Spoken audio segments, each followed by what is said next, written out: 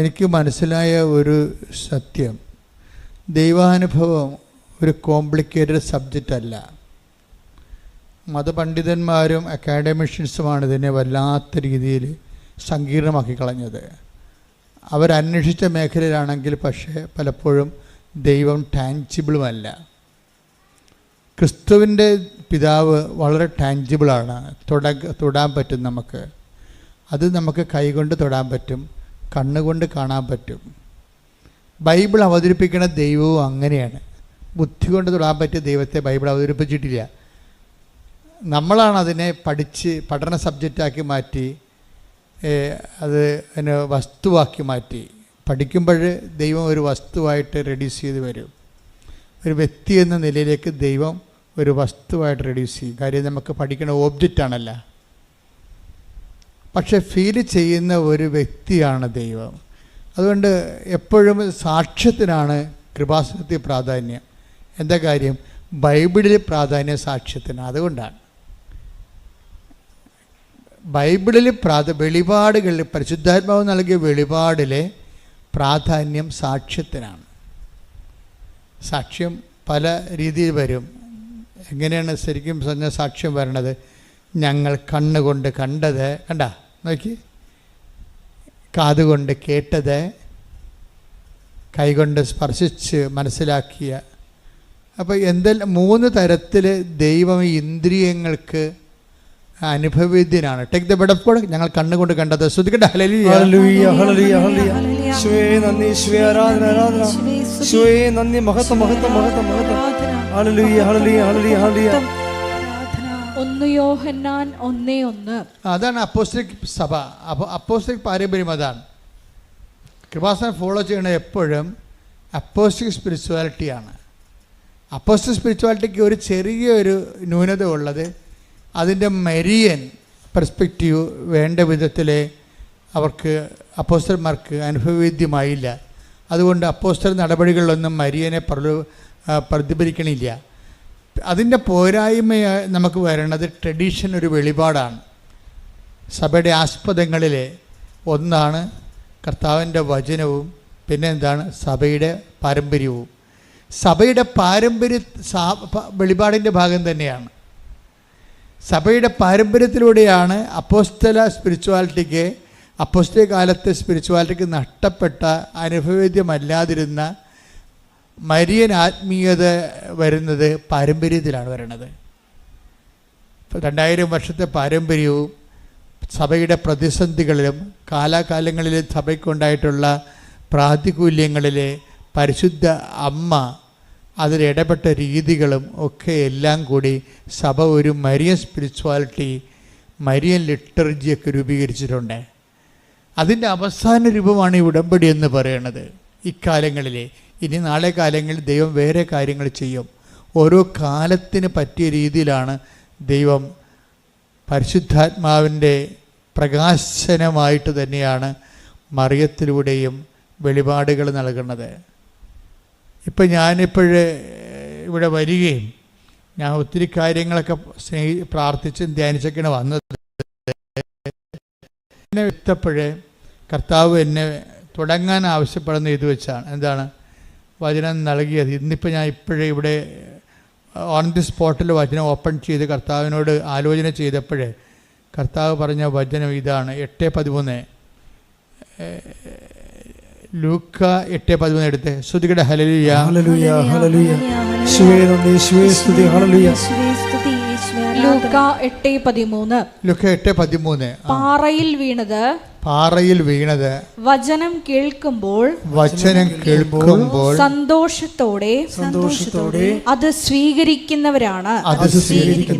എങ്കിലും അവർക്ക് വേരുകളില്ല. അവർ കുറെ നാളത്തേക്ക് വിശ്വസിക്കുന്നു. എന്നാൽ പ്രലോഭനങ്ങളുടെ സമയത്ത് അവർ വീണു പോകുന്നു. അതായത് വചനത്തിൽ വരുന്നൊരു വിഷയം, ഒരു വർത്തമാനകാല സന്തോഷം ഉണ്ടാവും, പക്ഷെ കുറച്ച് കഴിയുമ്പോൾ അതങ്ങനെ കുറഞ്ഞ് വരും. കർത്താവ് വർത്തമാനകാല ആധ്യാത്മിക അനുഭവങ്ങളെ അത്ര കണ്ട് വില മതിക്കണില്ല. വർത്തമാനകാലം ഇപ്പം നിങ്ങൾ ഉടമ്പടി എടുത്തു, പെട്ടെന്ന് വന്ന് ഒരു അനുഭവങ്ങൾ കിട്ടി, അപ്പോൾ നിങ്ങൾക്ക് സന്തോഷമുണ്ടായി. പക്ഷേ അടുത്ത കൊല്ലം ഡിസംബറിൽ നിങ്ങളുടെ അവസ്ഥ എന്താണെന്ന് ദൈവത്തിന് ഇപ്പം അറിയാം. പിടിയില്ലേ? ഇപ്പം നിങ്ങൾക്ക് ഭയങ്കര സന്തോഷമൊക്കെ ചെയ്യുക, സാക്ഷ്യം പറയാൻ വന്നവരൊക്കെ എന്ത് ആഘോഷമായിട്ടാണ് വരുന്നത്. പക്ഷേ മാതാവ് എൻ്റെ മുഖത്ത് നോക്കുമ്പോൾ ചില സമയത്ത് ചിലർ പറയും, അമ്മ എന്താ ചിരിക്കാത്തത്, അമ്മ എന്താ സീരിയസ് ആയിട്ടിരിക്കണം എന്നൊക്കെ ചോദിക്കും ചിലർ. പാവപ്പെട്ട മനുഷ്യൻ ദൈവത്തിൻ്റെ മുഖം കാണാൻ മാതാവിൻ്റെ മുഖത്താണ് നോക്കുന്നത്. അതൊരു കോമൺ ഫെയ്ത്താണ്. ഞാൻ കുഞ്ഞുനാളിലൊക്കെ അങ്ങനെ നോക്കുമായിരുന്നു. പുണ്യാളൻ പ്രസാദിച്ചിട്ടുണ്ട്, പുണ്യാളൻ്റെ മുഖം ഇങ്ങനെ ഇരിക്കണം എന്നൊക്കെ നോക്കും. പക്ഷെ നോക്കുന്നവരെ സംബന്ധിച്ചിടത്തോളം ദൈവം അത് പ്രകാശിപ്പിക്കും. അതിൽ വിശ്വസിക്കുന്നവനെ സംബന്ധിച്ചിടത്തോളം ദൈവം അതാണ് അവൻ്റെ വെളിപാട് മാർഗം അതാണെന്ന് മനസ്സിലാക്കുമ്പോൾ ദൈവം അതിനെ ഉപയോഗിക്കും. സിമ്പിളാണത്. അത് ദൈവത്തിനെ കോംപ്ലിക്കേറ്റ് ആക്കേണ്ട കാര്യമില്ല. ഇപ്പോൾ ഒരു അത് വലിയ പഠിപ്പൊന്നുമില്ല, പക്ഷേ ദൈവത്തിൻ്റെ പ്രസാദം അവർ മനസ്സിലാക്കുന്നത് പുണ്യാളൻ്റെ മുഖത്ത് നോക്കുമ്പോഴാണ്, അല്ലെങ്കിൽ മാതാവിൻ്റെ മുഖത്ത് നോക്കുമ്പോഴാണ്. മാതാവ് പുഞ്ചിരിച്ചിട്ടുണ്ട്, അപ്പോൾ കാര്യം നടക്കും. അത് സിമ്പിളാണത്. അപ്പോഴേ അമ്മയ്ക്ക് മനസ്സിലാകും, ഇവളുടെ അടുത്ത് ഈ വചനം എൻ്റെ മനസ്സ് വെളിപ്പെടുത്തേണ്ടത് ഈ രീതിയിലാണെന്ന് പറയുമ്പോൾ അവർക്ക് ആ രീതി വെളിപ്പെടുത്തി കൊടുക്കും ദൈവം. വെളിപാടുകൾ എല്ലാവരും IAS എല്ലാവരും റോമിൽ പോയി പഠിച്ചവരും അല്ല. കാര്യം 99% സാധാരണ മനുഷ്യരാണ്. ആധ്യാത്മികതയിൽ സാക്ഷരത ഒത്തിരി വേണ്ടവരാണ്. അവരുടെ ആധ്യാത്മിക നിലവാരത്തെ അവഗണിച്ചുകൊണ്ട് വലിയ പാണ്ഡിത്യം അഭിനയിച്ചിട്ട് നിത്യം ആർജിച്ച കാര്യമില്ല. കാര്യം എല്ലാവരും പഠിക്കണതും ഈ പാവപ്പെട്ട ജനങ്ങൾക്ക് വേണ്ടിയാണ്. അവൻ്റെ പാവപ്പെട്ട ജനങ്ങളെന്ന് പറയുമ്പോൾ ചിലപ്പോൾ സാമ്പത്തികമായിട്ട് മാത്രമല്ല ഞാൻ ഉദ്ദേശിക്കുന്നത്, ബൈബിൾ പഠനപരമായിട്ടും അവർ ചിലപ്പോൾ പാവപ്പെട്ടവരായിരിക്കും, അവർക്ക് അറിയത്തില്ല. അപ്പോഴെന്താ വിഷയമെന്ന് പറയണത്, ആ ജനങ്ങളിലേക്ക് ദൈവത്തെ കൈകാര്യം ചെയ്ത് കൊടുക്കണം. ഇപ്പം നമ്മൾ കുഞ്ഞുങ്ങളോട് എന്താ പറയണത്? ഇപ്പം എന്നെ ചില വീട്ടിലൊക്കെ ചെല്ലുമ്പോൾ ചില മക്കളെങ്കിലും ഇപ്പം അങ്ങനെ ഒന്നും കേൾക്കണില്ല, തമ്പായിച്ച വന്നെന്ന് പറയും. അപ്പോൾ അതാരുടെ ഭാഷയാണ്? കുഞ്ഞിന് പറഞ്ഞു കൊടുക്കണം, അമ്പായി എന്ന് പറഞ്ഞു കൊടുക്കും. അമ്പായി അല്ലേ? ഇപ്പോഴത്തെ പെൺപിള്ളേർ അറിയത്തില്ലല്ലോ അവർക്ക്. പക്ഷെ പണ്ട് പറഞ്ഞു കൊടുക്കുമ്പോൾ ദൈവ തിരുസ്വരൂപം കാണുമ്പോൾ അമ്പായി ഈശോ എന്ന് പറയും. അപ്പോൾ അമ്പോ എന്നൊക്കെ വിളിപ്പിക്കും. അമ്പോ എന്ന് കുഞ്ഞുങ്ങൾക്ക് അങ്ങനെ പറഞ്ഞാലേ മനസ്സിലാകത്തുള്ളൂ. അത് ആ കുഞ്ഞുങ്ങളുടെ ഭാഷയിലേക്ക് അമ്മ ഇറങ്ങി വന്നെ കണ്ടില്ലേ? എന്ത് രസകരമായിട്ട് ഇറങ്ങി വന്ന്. അല്ല ജീസസ് ക്രൈസ്റ്റ് എന്നൊക്കെ പറഞ്ഞാൽ കുഞ്ഞുങ്ങൾക്ക് മനസ്സിലാകുക? മനസ്സിലാകത്തില്ല. ദൈവപുത്രൻ എന്നാണ്, മനുഷ്യപുത്രൻ എന്നൊക്കെ കുഞ്ഞിനോട് പറഞ്ഞ് എന്ത് ചെയ്യാനാണ്? അമ്പായി ഈശോ. അത് വളരെ സിമ്പിളാണ്. അത് പബ്ലിക് എഡ്യൂക്കേഷൻ്റെ ഒരു പ്രശ്നമാണിത്. പബ്ലിക് എഡ്യൂക്കേഷൻ ആ ജനങ്ങളുടെ നിലവാരത്തിലേക്ക് അവർക്ക് മനസ്സിലാകുന്ന ഭാഷ ഉണ്ടാക്കണം. ആരായാലും ശരി, സുവിശേഷം കൈകാര്യം ചെയ്യുന്നവർ ഒരു ആധ്യാത്മികതയ്ക്ക് വേണ്ടി ജനങ്ങൾക്ക് മനസ്സിലാകുന്നൊരു ഭാഷ, അത് അനുഭവത്തിൻ്റെ ഭാഷയാണ്. അതുകൊണ്ടാണ് നമ്മൾ അണമുറിയാതെ സാക്ഷ്യം പറയുന്നതിൻ്റെ കാര്യം അതാണ്. സാക്ഷ്യം എന്താണ്? അനുഭവത്തിൻ്റെ ഭാഷയാണ്. അതുകൊണ്ടാണ് ഈശോ പറയണത്, നിങ്ങൾ ഭൂമിയുടെ അതിർത്തികൾ വരെ എനിക്കിഷ്ടപ്പെട്ടൊരു വാക്കാണത്. എന്താ പറഞ്ഞത്? നിങ്ങൾ ഏറ്റു പറഞ്ഞ നിങ്ങൾ ഭൂമിയുടെ അതിർത്തികൾ വരെ എനിക്ക് സാക്ഷികളായിരിക്കും. The word of God സ്തുതിക്കട്ടെ. ഹല്ലേലൂയ ഹല്ലേലൂയ ഹല്ലേലൂയ ഹല്ലേലൂയ. യേശുവേ നന്ദി, യേശുവേ ആരാധന, യേശുവേ മഹത്വം മഹത്വം മഹത്വം. ഹല്ലേലൂയ ഹല്ലേലൂയ ഹല്ലേലൂയ ഹല്ലേലൂയ. ആരാധന ആരാധന യേശുവേ ആരാധന ആരാധന ആരാധന യേശുവേ ആരാധന. പരിശുദ്ധ പരമ ദിവ്യകാരുണ്യത്തിന് ആരാധനയും സ്തുതിയും പുകഴ്ചയും ഉണ്ടായിരിക്കട്ടെ. പരിശുദ്ധ പരമ ദിവ്യകാരുണ്യത്തിന് ആരാധനയും സ്തുതിയും പുകഴ്ചയും ഉണ്ടായിരിക്കട്ടെ. വായിച്ചോളൂ. അപ്പോസ്തല പ്രവർത്തനങ്ങൾ 1:8. അപ്പോസ്തല പ്രവർത്തനം 1:8. എന്നാൽ എന്നാൽ പരിശുദ്ധാത്മാവ് നിങ്ങളുടെ മേൽ വന്നു കഴിയുമ്പോൾ നിങ്ങൾ ശക്തി പ്രാപിക്കും. ജെറുസലേമിലും യൂദയ മുഴുവനിലും സമരിയായിലും ഭൂമിയുടെ അതിർത്തികൾ വരെയും നിങ്ങൾ എനിക്ക് സാക്ഷികളായിരിക്കുകയും ചെയ്യും. അപ്പോൾ പരിശുദ്ധാത്മാവ് വന്നു കഴിയുമ്പോൾ നമുക്ക് വ്യാഖ്യാനം ഓരോന്നും കിട്ടും. ഞാൻ ഒരു ദിവസം ഇത് വായിച്ചപ്പോൾ ഈശോ പറഞ്ഞത്, ഭൂമിയുടെ അതിർത്തി എന്ന് പറയുന്നത് നീ അന്റാർട്ടിക്ക വരെ അളന്നു പോകേണ്ട കാര്യമൊന്നുമില്ല. നിൻ്റെ ഭൂമിയുടെ അതിർത്തി എന്ന് പറയുന്നത് നീ എന്ന് ചത്ത് വീഴുന്ന അതാണ് നിൻ്റെ ഭൂമി. നിൻ്റെ ഭൂമി അവിടെ വെച്ച് തീരുകയാണ്. നിങ്ങൾ ഭൂമിയുടെ അതിർത്തി വരെ എന്ന് പറഞ്ഞതിൻ്റെ അർത്ഥം എന്താണ്? നമ്മുടെ ജീവിതകാലം മുഴുവനും എന്നാ. നമ്മൾ ഈ ഭൂമിയിൽ നടക്കുന്ന അത്രയും കാലം നമ്മളെന്ന് നമ്മുടെ കണ്ണടയുന്നു, അന്ന് നമ്മുടെ ഭൂമിക്ക് അതിർത്തിയായി, ഭൂമി തീരുകയാണ്. അപ്പം നമ്മുടെ മരണം വരെ ആരായിരിക്കും? നമ്മൾ ബേസിക്കായിട്ട് നമ്മൾ സാക്ഷികളായിരിക്കും. ഒന്ന് പ്രാർത്ഥിച്ച കർത്താവേ എൻ്റെ കണ്ണടയുന്നത് വരെ അങ്ങയുടെ നാമത്തിന്റെ സാക്ഷിയാകാൻ പ്രത്യേകമായി അഭിഷേകം ചെയ്യണമേ. ശ്രദ്ധിക്കട്ടെ.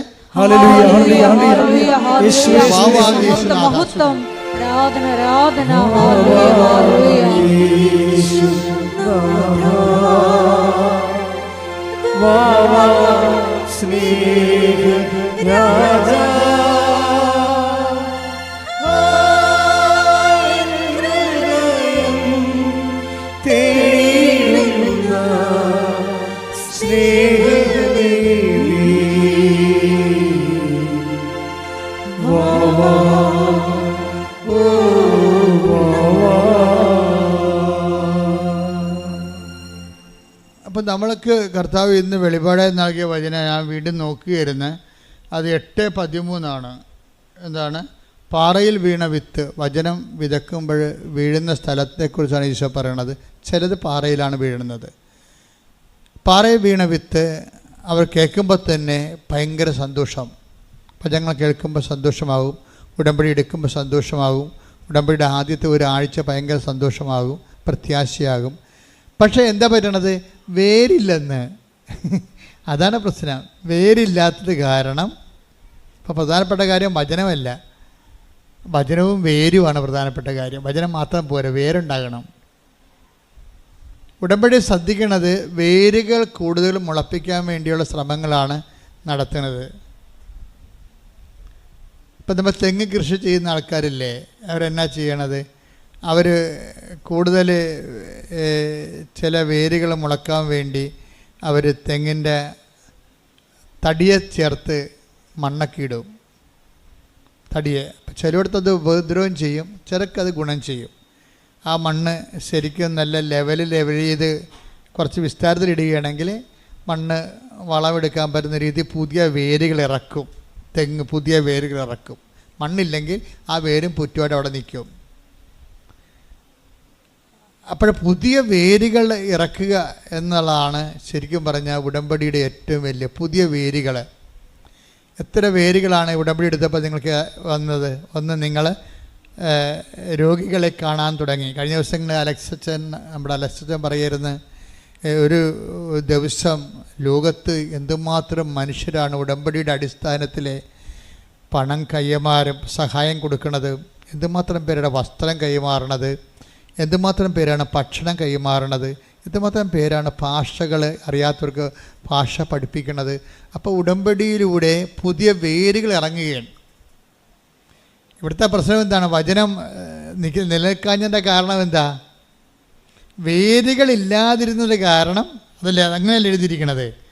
എന്താ എഴുതിയിരിക്കണത്? അതായത് എങ്കിലും അവർക്ക് വേരുകളില്ല. എങ്കിലും അവർക്ക് വേരുകളില്ല. വേരുകളെ ഇല്ലാത്തത് കൊണ്ട് എന്ത് പറ്റി? അവർ കുറേ നാളത്തേക്ക് വിശ്വസിക്കുന്നു, എന്നാൽ പ്രലോഭനങ്ങളുടെ സമയത്ത് അവർ വീണു പോകുന്നു. വേരില്ലെങ്കിൽ വീണു പോകും. അപ്പോൾ ഉടമ്പടി അന്വേഷിക്കുന്ന പുതിയ വേരുകൾ ഇറക്കുകയാണ്. പുതിയ നിലവിലുള്ള വേരിനേക്കാൾ പുതിയ വേരുകൾ. നിങ്ങൾക്ക് പുതിയ വേരുകളുടെ കൂട്ടത്തിലാണ് നിങ്ങൾ എന്ത് ചെയ്യണത്? പലതരത്തിലുള്ള സുവിശേഷ പ്രവർത്തനങ്ങൾ നിങ്ങൾ ചെയ്യും. അതെല്ലാം പുതിയ വേരുകളാണ് ഇല്ലേ? ചിലർ ഇപ്പോൾ ഞാൻ എപ്പോഴും ഓർക്കാറുണ്ട്, ചിലർ കണ്ണ് കാണാൻ പാടില്ലാത്തവർക്ക് ഈ പത്രം വായിച്ചു കൊടുക്കും, സാക്ഷ്യങ്ങൾ. അതൊരു പുതിയ, അപ്പം നമ്മുടെ ജീവിതത്തിലേക്ക് ഒരു പുതിയ വേരിറങ്ങും. ഉടമ്പടിയിൽ ദൈവത്തിലേക്ക് ആൾക്കാർ ഇങ്ങനെ വേര് പാകുകയാണ്. വേര് പാകാൻ വേണ്ടി പൗലോസപ്പോസ്തലൻ പറയുന്നുണ്ട്, ടേക്ക് ദ സ്റ്റെപ്പ് വേര് പാകുക. ശ്രുതികട ഹല്ലേലൂയ. സ്നേഹത്തിൽ വേര് പാകാൻ. ശ്രുതികട ഹല്ലേലൂയ.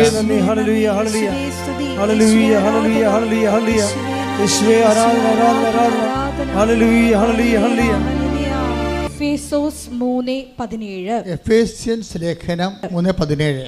വിശ്വാസം വഴി ക്രിസ്തു നിങ്ങളുടെ ഹൃദയങ്ങളിൽ വസിക്കണമെന്നും നിങ്ങൾ സ്നേഹത്തിൽ വേരുപാകി അടിയുറയ്ക്കണമെന്നും ഞാൻ പ്രാർത്ഥിക്കുന്നു.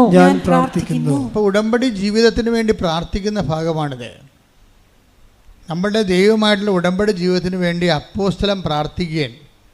എന്താ പ്രാർത്ഥിക്കണത്? ഒന്ന് വായിച്ചേ.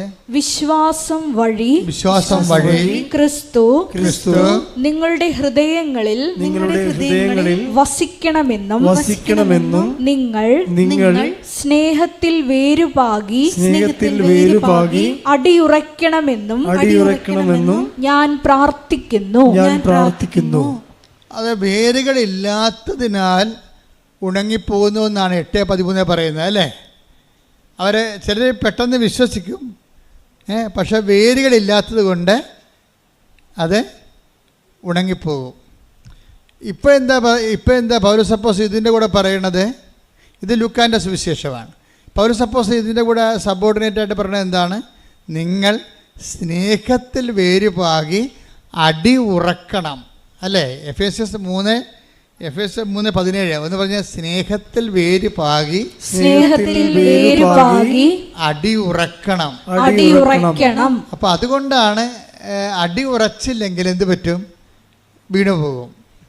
അതുകൊണ്ട് വീണു പോകണമെന്നാണ് പറയണത്. വേരില്ലാത്തത് കൊണ്ട് അത് വീണു പോകുന്നു. വീണു പോകാതിരിക്കാൻ എന്ത് ചെയ്യണം? അടി ഉറക്കണം. അടി ഉറക്കണമെങ്കിൽ എന്ത് ചെയ്യണം? സ്നേഹത്തിൽ വേരുപാകണം. Praise the Lord. ഈ സ്നേഹത്തിലെ വേരുപാകുകയിലാണ് നമ്മൾ എവിടെ നടക്കുന്നത്? നിങ്ങളുടെ കാരുണ്യ പ്രവർത്തികളിലൂടെ നടക്കുന്നത്. Praise the Lord. അതാണ് ഉടമ്പടി ജീവിതം. സ്നേഹത്തെ വേരുപാകുന്ന പരിപാടിയാണ് കാരുണ്യ പ്രവർത്തികളിലൂടെ നടക്കുന്നത്. അത് തന്നെയാണ്, കാരുണ്യ പ്രവൃത്തി തന്നെയാണ് ശരിക്കും പറഞ്ഞാൽ നമ്മുടെ വിശ്വാസ കൈമാറ്റം. കാര്യം ഏറ്റവും വലിയ കാരുണ്യ പ്രവൃത്തി ഇവിടെ കാരുണ്യ വർഷമെന്നും പറഞ്ഞുകൊണ്ട് ഒരു വർഷം മാർപ്പാപ്പ ഉദ്ഘാടനം ചെയ്തായിരുന്നു. ഏത് വർഷമാണെന്ന് ഞാൻ മറന്നുപോയി. കരുണയുടെ വർഷം. അപ്പം ഞാൻ ഇവിടെ എനിക്ക് പരിശുദ്ധാത്മാവ് ഈ വിഷയം വന്നപ്പോൾ എന്നോട് പറഞ്ഞത് ഏറ്റവും വലിയ കരുണയെന്ന് പറയുന്നത് ക്രിസ്തുവിനെ കൈമാറുന്നതാണ്, അല്ല ക്രിസ്തുവിൻ്റെ പേരിൽ എന്തെങ്കിലും ചരക്കുകൾ കൈമാറുന്നതല്ല. നമ്മൾ ഏറ്റവും അടിസ്ഥാനപരമായ കാരുണ്യം മനുഷ്യരാശിയോട് കാണിക്കണത് എന്താണ്? ക്രിസ്തുവിനെ കൈമാറുന്നതാണ്. അല്ല ക്രിസ്തുവിൻ്റെ പേരിൽ ഓർഫണേജ് ഉണ്ടാക്കുന്നതോ അതിൻ്റെ പേരിൽ വേറെ ലോകത്തെ ഇവിടെ ദരിദ്ര രാഷ്ട്രമാണെന്നും പറഞ്ഞ് വിദേശത്ത് പോയി ഓർഫണേജുകൾക്ക് വേണ്ടി പണം സമ്പാദിക്കുന്നതോ അല്ല. അത് സെക്കൻഡറിയാണ്. നിവൃത്തിയില്ലെങ്കിൽ ചിലപ്പോൾ ചെയ്യാവുന്നൊരു കാര്യമാണ്. അതൊരു പ്രധാനപ്പെട്ട ഒരു ജോലിയായിട്ട് എടുക്കരുത്. എന്താ വെച്ചാൽ അത് പലപ്പോഴും വരണത് നമ്മൾ ഗതികെട്ടവരാണെന്ന് മറ്റ് രാജ്യക്കാരോട് പറയുമ്പോൾ ആ രാജ്യക്കാർ നമ്മൾ ഒരു ഏഴാം കൂലിയായിട്ട് കാണത്തുള്ളൂ. അത് അങ്ങനെ വരുമ്പോൾ സൂക്ഷിച്ചില്ലെങ്കിൽ നമ്മൾ മറ്റ് രാജ്യങ്ങളോട് പറയുമ്പോൾ നമ്മൾ സൂക്ഷിച്ചില്ലെങ്കിൽ അതൊരു രാജ്യദ്രോഹ കുറ്റം പോലെ വരും. അതിപ്പോൾ ആര് ചെയ്താലും എപ്പോഴും നമ്മൾ ചെയ്യണത് നമ്മളെ സംബന്ധിച്ചിടത്തോളം ഈ സുവിശേഷം കൈമാറാൻ കപ്പാസിറ്റി ഉള്ള ആൾക്കാരാണ് നമ്മൾ എന്നുള്ളത് പ്രധാനപ്പെട്ട വിഷയമാണ്. അതുകൊണ്ട് തന്നെ സാമ്പത്തിക അഭിവൃദ്ധി കൈവരിക്കുക എന്നുള്ളതും പ്രധാനപ്പെട്ട വിഷയമാണ്. അതായത് കിട്ടുന്ന സാമ്പത്തികം നഷ്ടപ്പെടുത്തി കളയാതെ അത് കൈവരിക്കുകയും നമ്മളുടെ കഴിവുകൊണ്ട് തന്നെ മറ്റുള്ളവർക്ക് കൊടുക്കാൻ കഴിയും. അതാണ് ഞാൻ ഉദ്ദേശിക്കുന്നത്. അല്ലാതെ അത് ചെയ്യുന്ന ആൾക്കാരെ കൊച്ചാക്കി കാണുകയല്ല. ഞാൻ ഉദ്ദേശിക്കുന്നത് ഇന്ന് ഈ കേരള സഭയ്ക്ക് തന്നെ കേരള സഭയുടെ സ്ഥാപനങ്ങളെ സപ്പോർട്ട് ചെയ്യാൻ കഴിയും. എന്നാ സംശയം? കേരള സഭയ്ക്ക് തന്നെ കേരള സഭയുടെ എല്ലാ സ്ഥാപനങ്ങളെയും സപ്പോർട്ട് ചെയ്യാൻ കഴിയുക മാത്രമല്ല അതിനുള്ള മനസ്സുണ്ടെന്ന്. കരിസ്മാറ്റിക് പ്രസ്ഥാനം ഒരു 50 കൊല്ലം ഈ ഭൂമിയിൽ ശുശ്രൂഷ ചെയ്ത് കഴിഞ്ഞപ്പോൾ നമ്മൾക്ക് അവശേഷിച്ച ഏറ്റവും വലിയ സംഭവം ജനങ്ങൾക്ക് കൈമാറ്റം ചെയ്യാനുള്ള, അതായത് മറ്റുള്ളവരെ സ്നേഹിക്കാനും കൈമാറാനുമുള്ള ഒരു കഴിവ് മുമ്പത്തേനേക്കാൾ കൂടി. അത് വലിയ സത്യമായൊരു കാര്യമാണത്. കാര്യം ഞാൻ ആ ഫീൽഡിൽ എത്രയോ വർഷങ്ങളായിട്ട് നിൽക്കുന്നതാണ്. അപ്പോൾ അതിൻ്റെ ആ കാലത്തിനൊപ്പം സഞ്ചരിക്കുമ്പോൾ നമുക്ക് മനസ്സിലാകണത് ക്രിസ്തുവിനെ കൈമാറാൻ എത്രയോ 109 ആതുരാലയങ്ങൾ സ്ഥാപിക്കപ്പെട്ടിരിക്കുന്നു. നമ്മളെ ഒരു സ്ഥാപനവൽക്കരണം ഇന്നല്ലെങ്കിൽ നാളെ സഭയ്ക്ക് ബാധ്യതയാകുമെന്ന് മനസ്സിലാക്കിയിട്ടാണ് ഉടമ്പടിയിലെ സ്ഥാപനം നിങ്ങൾ തന്നെയാണെന്ന് പറയും. ഇതിന് പ്രത്യേക ഒരു സംവിധാനം ഉണ്ടാക്കണില്ല, മറിച്ച് ക്രിസ്തുവിനെ സ്വീകരിച്ച നിങ്ങളിവിടെ കൊണ്ടുവന്നിട്ട് അതിനൊരു ഡയറക്ടറിനെയും സെക്രട്ടറിയെയും വെച്ചിട്ട് ഞങ്ങളത് പൂള് ചെയ്യാമെന്നുള്ള സംഭവം അത് ആദിമസഭയിൽ നിലനിന്നിരുന്ന സംവിധാനമാണ്. പക്ഷേ അപ്പോൾ എന്താ പറ്റുമെന്ന് വെച്ച് കഴിഞ്ഞാൽ ആ വ്യക്തികൾ സുവിശേഷം കൈമാറുന്നു, സുവിശേഷം ആകുക, സുവിശേഷമേകുക എന്ന ആ ഒരു തിയറിയിൽ സുവിശേഷ കൈമാറ്റത്തിന് വ്യക്തികൾ എക്വിപ്ഡാകണം. അതാണ് ഉടമ്പടി എടുക്കുന്ന ഓരോ വ്യക്തികളും അതിനാവതില്ലെങ്കിൽ ആ പണിക്ക് പോകരുതെന്ന് ഞാൻ കർശനം പറയുന്ന കാര്യം അതാണ്. ചുമ്മാ പ്രത്യക്ഷ പ്രാർത്ഥനയും ചെല്ലി ഇരുട്ട് മൂലയ്ക്ക് ഇരിക്കാൻ വേണ്ടിയാണെങ്കിൽ ഉടമ്പടി എടുക്കരുത്. ഉടമ്പടി എന്ന് പറയണത് അവൻ പറയണത് പോലെ ചെയ്യണ കാര്യമാണ്, അല്ലാതെ ചൊല്ലണ കാര്യമല്ല. അതുകൊണ്ട് തന്നെ ചെയ്യണമെങ്കിൽ എന്ത് വേണം? ചെയ്യണം എന്തിനു വേണ്ടിയാണ്? സ്നേഹം ഉണ്ടെങ്കിൽ മാത്രമേ അങ്ങനെ ചെയ്യാൻ പറ്റത്തുള്ളൂ. അതുകൊണ്ടാണ് എഫേസ്യൻസിൻ്റെ 3:17 വായിച്ചത്, നിങ്ങൾ സ്നേഹത്തിൽ വേരുപാകി അടിയുറക്കണം. ഉടമ്പടിയിലുള്ള ആൾക്കാർ വസ്ത്രമില്ലാത്തവർക്ക് വസ്ത്രം കൊടുക്കുന്നുണ്ട്, ഭക്ഷണമില്ലാത്തവർക്ക് ഭക്ഷണം കൊടുക്കുന്നുണ്ട്, ആശുപത്രി അതുപോലെ തന്നെ ഓരോരുത്തരെയും പറ്റുന്ന പോലെ സാമ്പത്തികമായി സഹായിക്കുന്നുണ്ട്. പക്ഷേ അതൊക്കെ ചെയ്യുമ്പോൾ നിങ്ങൾ ശ്രദ്ധിക്കേണ്ട കാര്യം, അത് ചെയ്യേണ്ട സ്പിരിറ്റാണ് പ്രോബ്ലം. ഞാൻ ഉടമ്പടി എടുത്തതുകൊണ്ട് ഞാനൊരു വസ്ത്രം മറ്റൊരാൾക്ക് കൊടുക്കുന്നു, ഞാൻ ഉടമ്പടിയിലായിരിക്കുന്നത് കൊണ്ട് അങ്ങനെ ചെയ്യുന്നു. അങ്ങനെ വന്നു കഴിഞ്ഞാൽ അത് സ്നേഹത്തിനല്ല പ്രാധാന്യം, ഉടമ്പടിക്കായിരിക്കും പ്രാധാന്യം. ഉടമ്പടിക്ക് പ്രാധാന്യം എന്ന് വെച്ച് കഴിഞ്ഞാൽ ഞാനിങ്ങനെ ചെയ്യുമ്പോൾ ദൈവം പ്രസാദിച്ച് ദൈവം എനിക്ക് ജോലി തരും. അപ്പോൾ ആർക്കാണ്? നിങ്ങൾക്കാണ് പ്രാധാന്യം. ആരാണ് സ്നേഹിക്കണത്?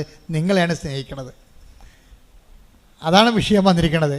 അപ്പോൾ ഉടമ്പടി പ്രകാരം നിങ്ങളെ മറ്റുള്ളവരെ സഹായിക്കുമ്പോൾ ദൈവസ്നേഹത്തിലാണ് വേര് പാകേണ്ടത്. അത് ഉടമ്പടി ഇല്ലെങ്കിലും ആ 90 ദിവസം കഴിഞ്ഞാലും ഞാൻ വീണു പോകാതെ അതേ അരൂപിൽ തന്നെ ജീവിക്കും എന്ന് പറഞ്ഞേ. കർത്താവേ 90 ദിവസം കഴിഞ്ഞാലും ഉടമ്പടി പുതുക്കക്കാലം കഴിഞ്ഞാലും ഞാൻ ദൈവസ്നേഹത്തിന്റെ പരസ്നേഹത്തിന്റെ സാക്ഷികളായി ജീവിക്കും. അമ്മേ പരിശുദ്ധമ്മേ, എന്നെ സഹായിക്കണം. ശ്രുതികട്ടെ ഹല്ലേലൂയ.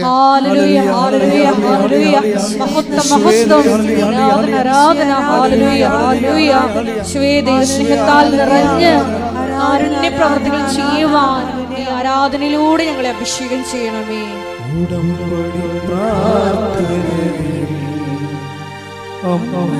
ഉടനടി പരിഹാരമേകും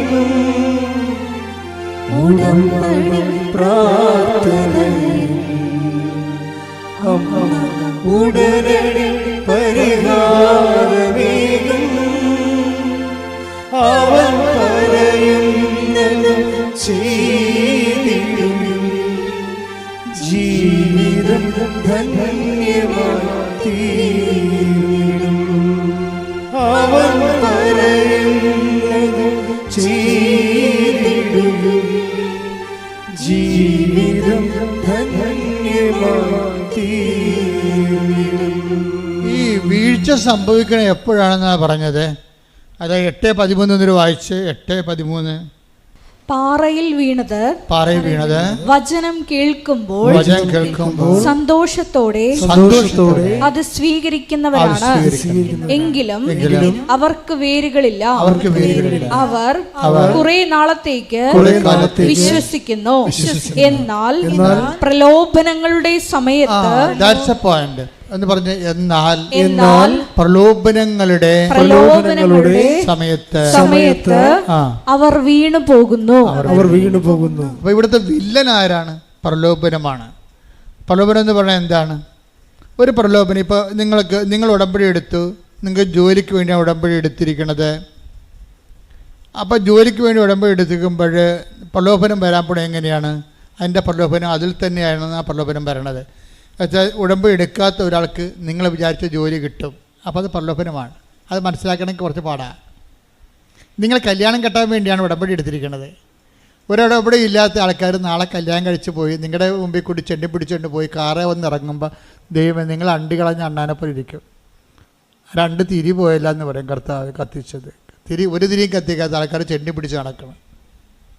ഇതിനാണ് പ്രലോഭനം. അപ്പോൾ അവർ നമ്മൾ ഉണ്ടാക്കുന്ന പ്രലോഭനം അറിയണമെങ്കിൽ ശരിക്കും പരിശുദ്ധാത്മാവിന് വേണം. കാര്യം ആൾക്കാരുടെ എല്ലാം വീഴ്ചയുടെ ഒരു കാര്യം, വീഴ്ചയുടെ 90% നമ്മുടെ വീഴ്ചകളുടെ സർവേ നടത്തിക്കൊണ്ടാണ് പരിശുദ്ധാത്മാവ് ഈ സംഭവം തീരുമാനം ഉണ്ടാക്കിയിരിക്കുന്നത്. വെളിപാടിന് വചനമെന്ന് പറയുന്നത് പരിശുദ്ധാത്മാവല്ലേ ചെയ്യണത്. പരിശുദ്ധാത്മാവ് എന്ന് പറയുമ്പോൾ സുപ്രീം കോടതി ഫുൾ ബെഞ്ചിലുള്ള തീരുമാനമാണ്. പരിശുദ്ധാത്മാവ് സർവേ നടത്തിയപ്പോൾ കണ്ടുപിടിച്ചത് എന്താണ്? ആൾക്കാർ വീണു പോകാൻ കാരണം എന്താണ്? പ്രലോഭനമാണ്. അതാ സംഭവം. പ്രാർത്ഥിച്ച നമ്മുടെ അണ്ടികളഞ്ഞ അണ്ണാനെപ്പോലെയും പ്രാർത്ഥിക്കാത്തവൻ രക്ഷപ്പെട്ടു പോവുകയും ചെയ്യും. ഇതിനേക്കാൾ വലിയ പ്രലോഭനം എന്തുണ്ട്? ഇത് ദൈവം തന്നെ കരുതിക്കൂട്ടി ചിലപ്പോൾ നിങ്ങൾക്കൊരു പ്രലോഭനം തന്നെന്ന് വരും. പ്രലോഭിപ്പിക്കണ ദൈവത്തിൻ്റെ പരിപാടി അല്ലെന്ന് പറയാനും വളർച്ചയുടെ ഭാഗമായിട്ട് ഇത് അഭിനിവാര്യമായൊരു ഘടകമാണ്. വളർച്ചയുടെ യേശുക്രിസ്തുവിനെ പോലും പ്രലോഭനങ്ങളിൽ നിന്ന് ഒഴിവാക്കാൻ ദൈവത്തിന് പറ്റിയില്ല. അതാണ് പ്രശ്നം. ഈ മനുഷ്യത്വം ദൈവികതയിലേക്ക് ഒരു ട്രാൻസിഷൻ സംഭവിക്കുമ്പോൾ അതിൻ്റെ അകത്ത് അനിവാര്യ ഘടകമാണ് temptation. Temptation is the inevitable section ആണ്. അതെന്തിൻ്റെയാണ്? ഈ വളർച്ചയുടെ ഒരു ഘടകമാണത്. ട്രാൻസിഷൻ, ഒരു പരിവർത്തനം. മനുഷ്യ സ്വഭാവത്തിൽ നിന്ന് നമ്മൾ ദൈവസ്വഭാവത്തിലേക്ക് ഈ ഉടമ്പടി നമ്മൾ മാറ്റുമ്പോൾ അതിൻ്റെ അകത്തൊരു ഘടകമാണ് പ്രലോഭനം. ക്രിസ്തുവിനെപ്പോലും അതിൽ നിന്ന് മാറ്റാൻ പറ്റത്തില്ല. അതുകൊണ്ടാണ് മരുഭൂമിയിൽ പരീക്ഷയൊക്കെ വെച്ചിരിക്കുന്നത്. ആ മരുഭൂമിയിൽ ഒരു മനുഷ്യന് ഉണ്ടാകാവുന്ന പ്രലോഭനങ്ങളുടെ സെക്ഷൻസ് തിരിച്ചവിടെ പ്രലോഭനങ്ങൾ പറയുന്നുണ്ട്. ശരിക്കും പറഞ്ഞാൽ ആ പിശാചിനെ ക്രിസ്തു ഇപ്പോൾ പ്രലോഭനം എന്തുകൊണ്ട് ദൈവത്തിൽ നിന്ന് വരുന്നതെന്ന് ഞാൻ പറഞ്ഞതിൻ്റെ കാരണം വെച്ച് കഴിഞ്ഞാൽ, ദൈവത്തിൽ ഇപ്പോൾ പിശാച് ആണ് യേശുവിനെ പ്രലോഭിപ്പിച്ചതെന്ന് നമ്മൾ പറയുന്നുണ്ടെങ്കിലും അത് ശരിക്കും പറഞ്ഞാൽ ദൈവത്തിൽ നിന്നുള്ള ഒരു പ്രലോഭനമാണെന്ന് ഞാൻ പറയും. അതിന് പറയാൻ കാരണം പരിശുദ്ധാത്മാവിൻ്റെ പഴയ അക്കൗണ്ടുകളാണ്. പരിശുദ്ധാത്മാവ് തന്നെയല്ല ഈ പഴയ നിയമം പുതിയ നിയമം എഴുതിയിരിക്കണത്.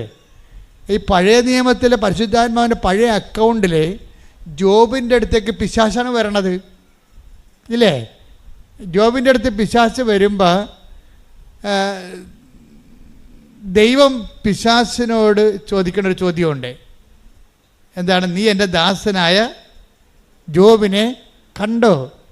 അപ്പോൾ ഉടനെ ദൈവത്തോട് പിശാച് പറയും, ദൈവം എന്താ ഉദ്ദേശിച്ചത് എനിക്ക് മനസ്സിലായി. അവൻ ഇന്ന് വരെ ദൈവത്തെ തള്ളി പറഞ്ഞിട്ടില്ല, അവൻ നീതിമാനാണെന്നല്ലേ. അതിൻ്റെ കാരണം നീ അവന് ചുറ്റും വേലി കെട്ടി വെച്ചിരിക്കണ കൊണ്ടല്ലേ? വേലി കെട്ടി വെച്ചിരിക്കണ കൊണ്ടല്ലേ? അവൻ്റെ സമ്പത്തിന് ചുറ്റും നീ വേലി കെട്ടി. അവൻ്റെ മക്കൾക്കാർക്കും ഒരു കുഴപ്പമില്ല, അവൻ്റെ സമ്പത്തിന് നഷ്ടമൊന്നുമില്ല, അവൻ്റെ ആരോഗ്യത്തിന് കുഴപ്പമൊന്നുമില്ല. നീ ആ വേലി ഒന്ന് പൊളിച്ച് ജോബിൻ്റെ ശരീരത്തിൽ ഞാൻ തൊട്ട് കഴിഞ്ഞാൽ അപ്പം തന്നെ അത് കുട്ടം പിടിക്കും. അപ്പോഴവൻ നിന്നെ തള്ളിപ്പറഞ്ഞാൽ ഞാൻ കാണിക്കാം. അവൻ്റെ മക്കളെ ഞാൻ കൈകൊണ്ട് അവർ പിടത്തല്ലേ ഇടിപെട്ട് കയറ്റി മരിക്കും. അപ്പോൾ അവൻ നിന്നെ തള്ളിപ്പറഞ്ഞ് ഞാൻ കാണിക്കാം. ഇങ്ങനെ പറഞ്ഞപ്പോൾ ദൈവം പറഞ്ഞു, ശരി, ഞാൻ വേലി പൊളിക്കാൻ നിന്നെ അനുവദിച്ചിരിക്കുന്നു. അപ്പോൾ ആരെയാണ് ജോബിനെ പരീക്ഷിക്കാൻ വേണ്ടി അനുവദിച്ചത്? പിശാചല്ല, ദൈവമല്ലേ. അതാ സംഭവം.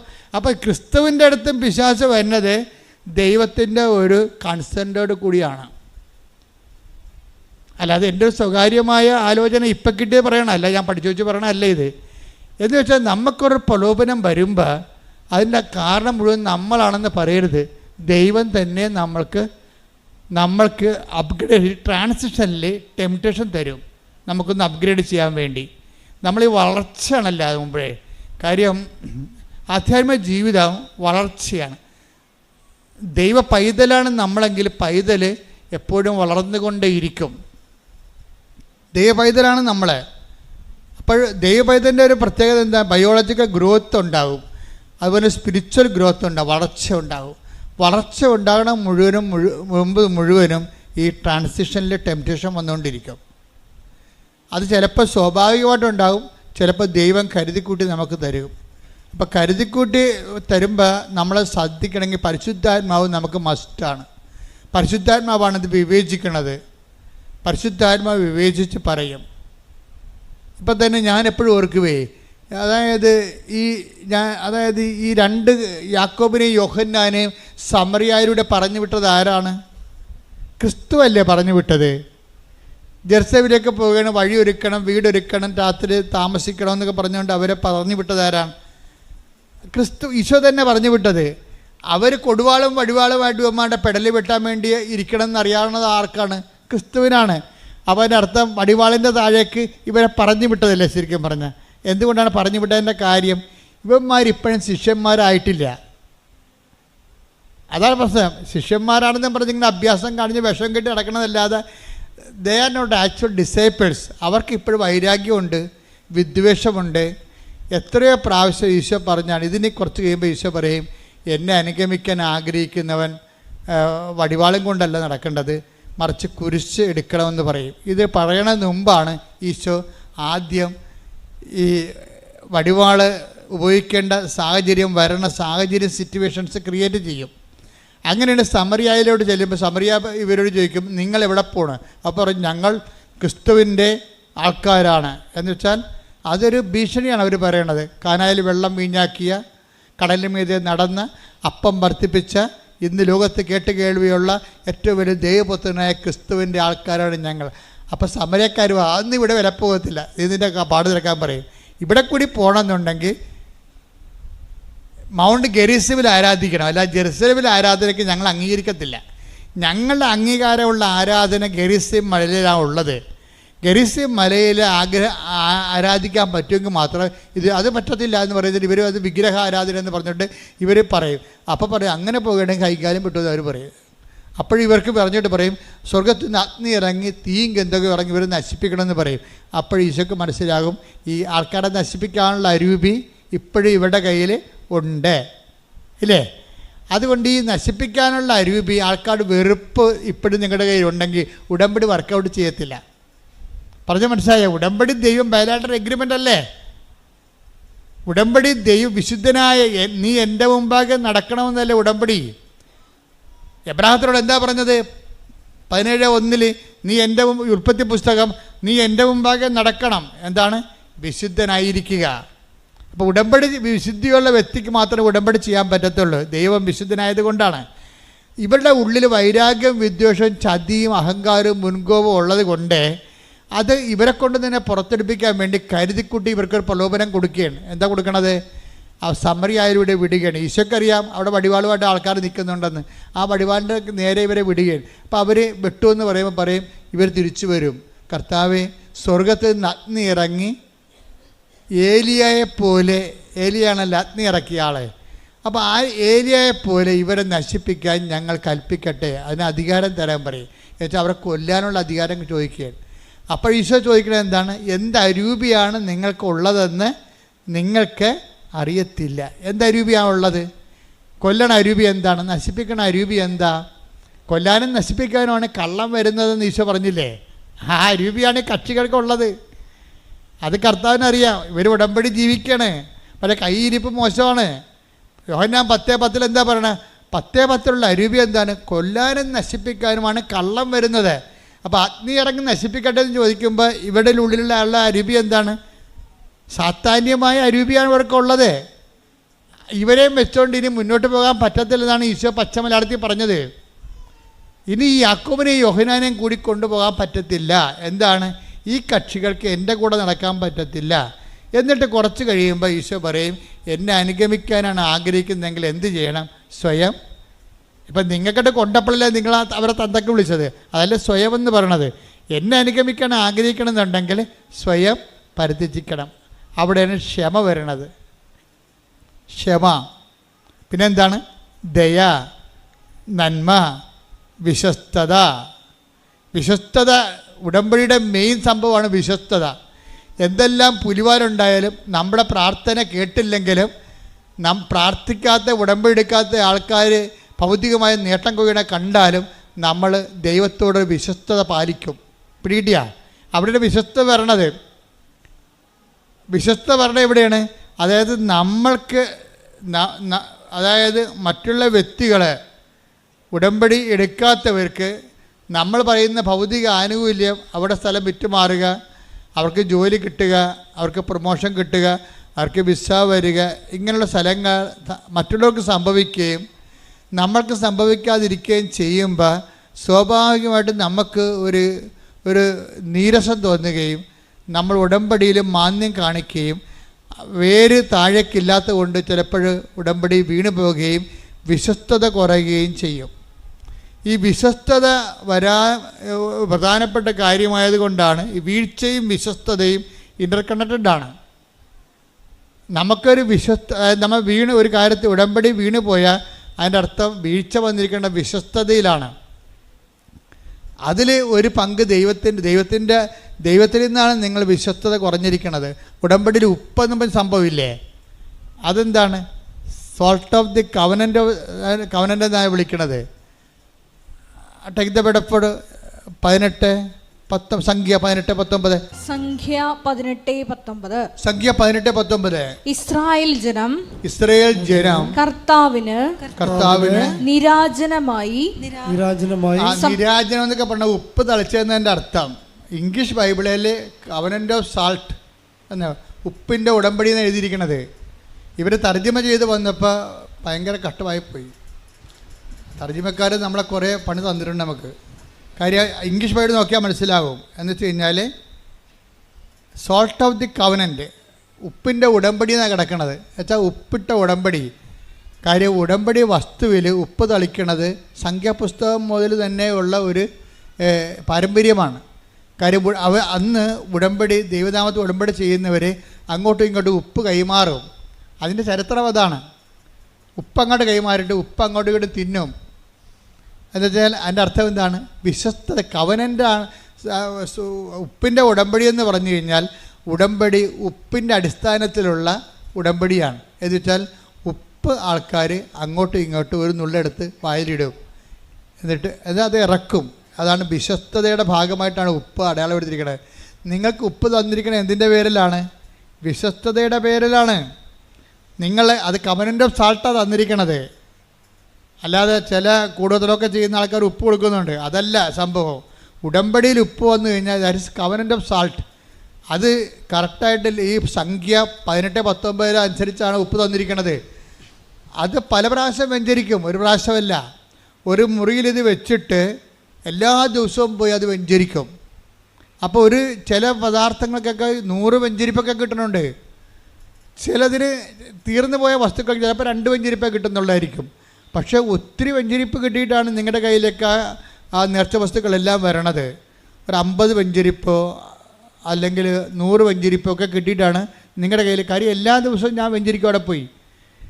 കാര്യം വെച്ചാൽ ആ നേർച്ച വസ്തുക്കളെ തന്നെയും പിന്നെയും വെഞ്ചരിച്ചുകൊണ്ടിരിക്കും. അതിനെ എംപവർ ചെയ്ത് എന്താ വെഞ്ചരിക്കണതിൻ്റെ കാര്യം?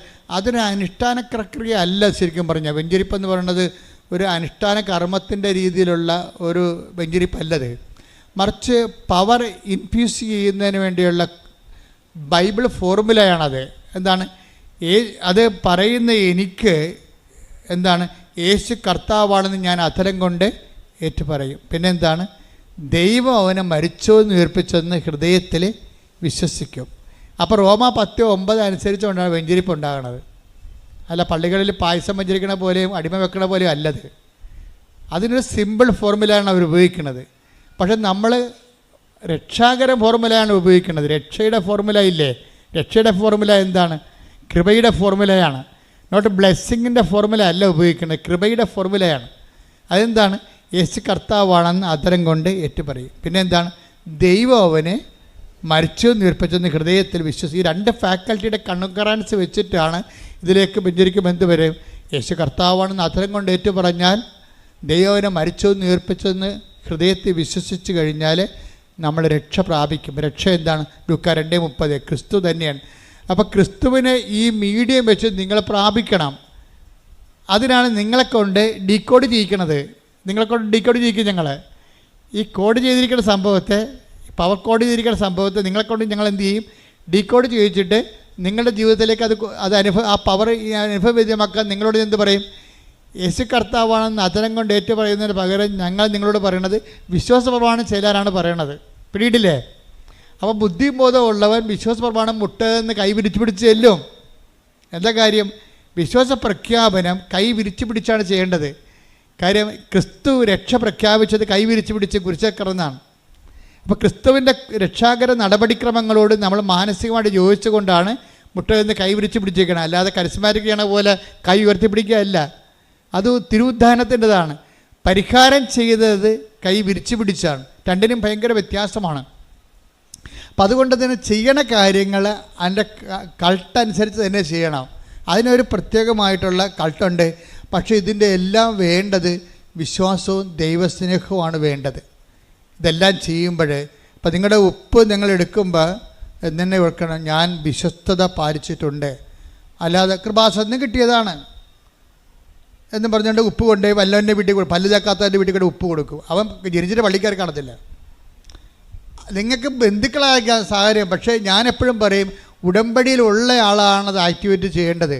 വായി നോക്കിക്കണം വല്ല എന്തെങ്കിലും വിചാരിക്കണമെ കൊണ്ട് ചെയ്യാൻ പറ്റത്തില്ലത്. ചിലപ്പോൾ നിങ്ങളുടെ ആൾക്കാരായിരിക്കും. പക്ഷേ കാരണം ദൈവത്തിൻ്റെ ആൾക്കാരാകണ്ടേ? നിങ്ങളുടെ ആൾക്കാരായിരിക്കണം കൊണ്ട് വല്ല കാര്യമുണ്ടാ? ദൈവത്തിൻ്റെ ആൾക്കാരായിരിക്കണം. അതുകൊണ്ടാണ് രോഗികൾക്കാണ് നിങ്ങളുടെ ഉടമ്പടി തൈര് നിങ്ങൾ നിന്ന് തേച്ച് കൊടുക്കണമെന്ന് പറഞ്ഞതിൻ്റെ കാര്യം. കാര്യം നിങ്ങളല്ല ഉടമ്പടിയിലുള്ളത്. പക്ഷേ ഉടമ്പടി നിങ്ങൾ തേച്ചാലും ചില സമയത്ത് ഏക്കത്തില്ല. അതിൻ്റെ കാരണം എന്ന് വെച്ച് കഴിഞ്ഞാൽ നിങ്ങൾ ഉടമ്പടി അല്ലാത്തത് കൊണ്ടാണ്. നിങ്ങൾ ഓർത്തിരിക്കണം, ഉടമ്പടി കൊണ്ടുവന്ന് ഏതാണ്ട് സംഭവം എഴുതി കെട്ടിത്താത്തണ ഉടമ്പടി എന്ന് പറഞ്ഞുള്ള ചില വിഡ്ഢിവേഷക്കാരില്ലേ, അവർ ചെയ്താൽ ഇത് വർക്കൗട്ട് ചെയ്യത്തില്ല. ഇത് വർക്കൗട്ട് ചെയ്യണമെങ്കിൽ ഇതെന്താണ്? നമ്മൾ ഉടമ്പടിയിൽ ഒരു ഉപ്പ് തളിക്കണത്, അല്ലെങ്കിൽ ഒരു ഉടമ്പടി കാശ്രൂപം കൈമാറുന്നതോ, അല്ലെങ്കിൽ ഒരു ഉടമ്പടി തൈലം കൊണ്ട് കുരിശ് വരയ്ക്കണതോ. ഇപ്പോൾ കഴിഞ്ഞ ദിവസങ്ങളിൽ ഒരു സാക്ഷ്യം ഉണ്ടായി. സാക്ഷി ആരാ പറഞ്ഞു? ഒന്ന് ശ്രദ്ധിച്ച മക്കളെ. യേശുവേ സ്തോത്രം.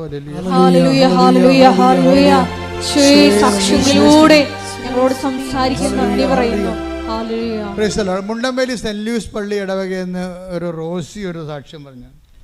റോസിയുടെ സാക്ഷ്യം എന്ന് വെച്ച് കഴിഞ്ഞാൽ, റോസി പറഞ്ഞ സാക്ഷ്യം ഇതാണ്. റോസി അവരുടെ 3 മക്കളുണ്ട്. 2 പേർക്ക് 2 കല്യാണം കഴിച്ചു. ഒരാളെ കൂടി പഠിപ്പിക്കണം, കെട്ടിക്കണം, നല്ല ബാധ്യതയുണ്ട്.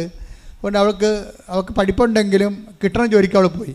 കുവൈറ്റിൽ പോയി ഒരു കൊച്ചിനെ നോക്കാൻ വേണ്ടി ജോലി കിട്ടി, അങ്ങനെ പോയി. പക്ഷേ കൊച്ചു കുവൈറ്റ് വീട്ടുകാർ നല്ലതാണ്. ആ കുഞ്ഞും അവളെ ചെന്നതിന് ശേഷം പ്രസവിച്ച ഒരു മലഹ കുഞ്ഞാണ്. പക്ഷെ ഒരു കാര്യമുണ്ട്, ഇവൾക്ക് കൊച്ചു നോക്കാൻ പറ്റത്തില്ല അവിടെ ചെല്ലുമ്പോൾ. കാര്യം ഇവിടെ കുഴപ്പമില്ല, അവിടെ വേറെ വേലക്കാരുണ്ട് ഓൾറെഡി.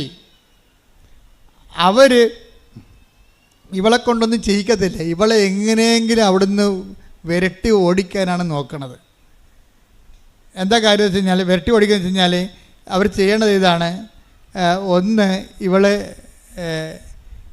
ഇവളൊക്കെ കൊച്ചിനെ വെച്ചിട്ട് ഭക്ഷണം കഴിക്കാൻ പോകാനോ ബാത്റൂമിൽ പോകാനും പോലും പറ്റത്തില്ല. കാര്യം കൊച്ചിനെ അവർ വല്ല ഉപദ്രവിക്കും. ഇവളെ കൊച്ച് പുറത്ത് ചാടിച്ചിട്ട് ഈ കൊച്ചിനെ നോക്കാനുള്ള പരിപാടി അവർക്ക് അടിച്ചു മാറ്റണം. അതാണ് ഒരു കാര്യം. തന്നെയല്ല, ഇവളവിടെ ചെന്നിട്ട് അവർക്ക് അവരുടെ കർമ്മങ്ങളൊന്നും ചെയ്യാൻ പറ്റുന്നില്ല. ബ്ലാക്ക് മാസുകാരാണ്. കർത്താവിനെ അപമാനിക്കുന്ന കുറേ പിശാചിൻ്റെ കുർബാന നടത്തുന്ന ആൾക്കാരില്ലേ, അതായത് നരകത്തിന് അവകാശമാക്കാൻ വേണ്ടി വിധിക്കപ്പെട്ടിരിക്കുന്ന സംഭവങ്ങൾ.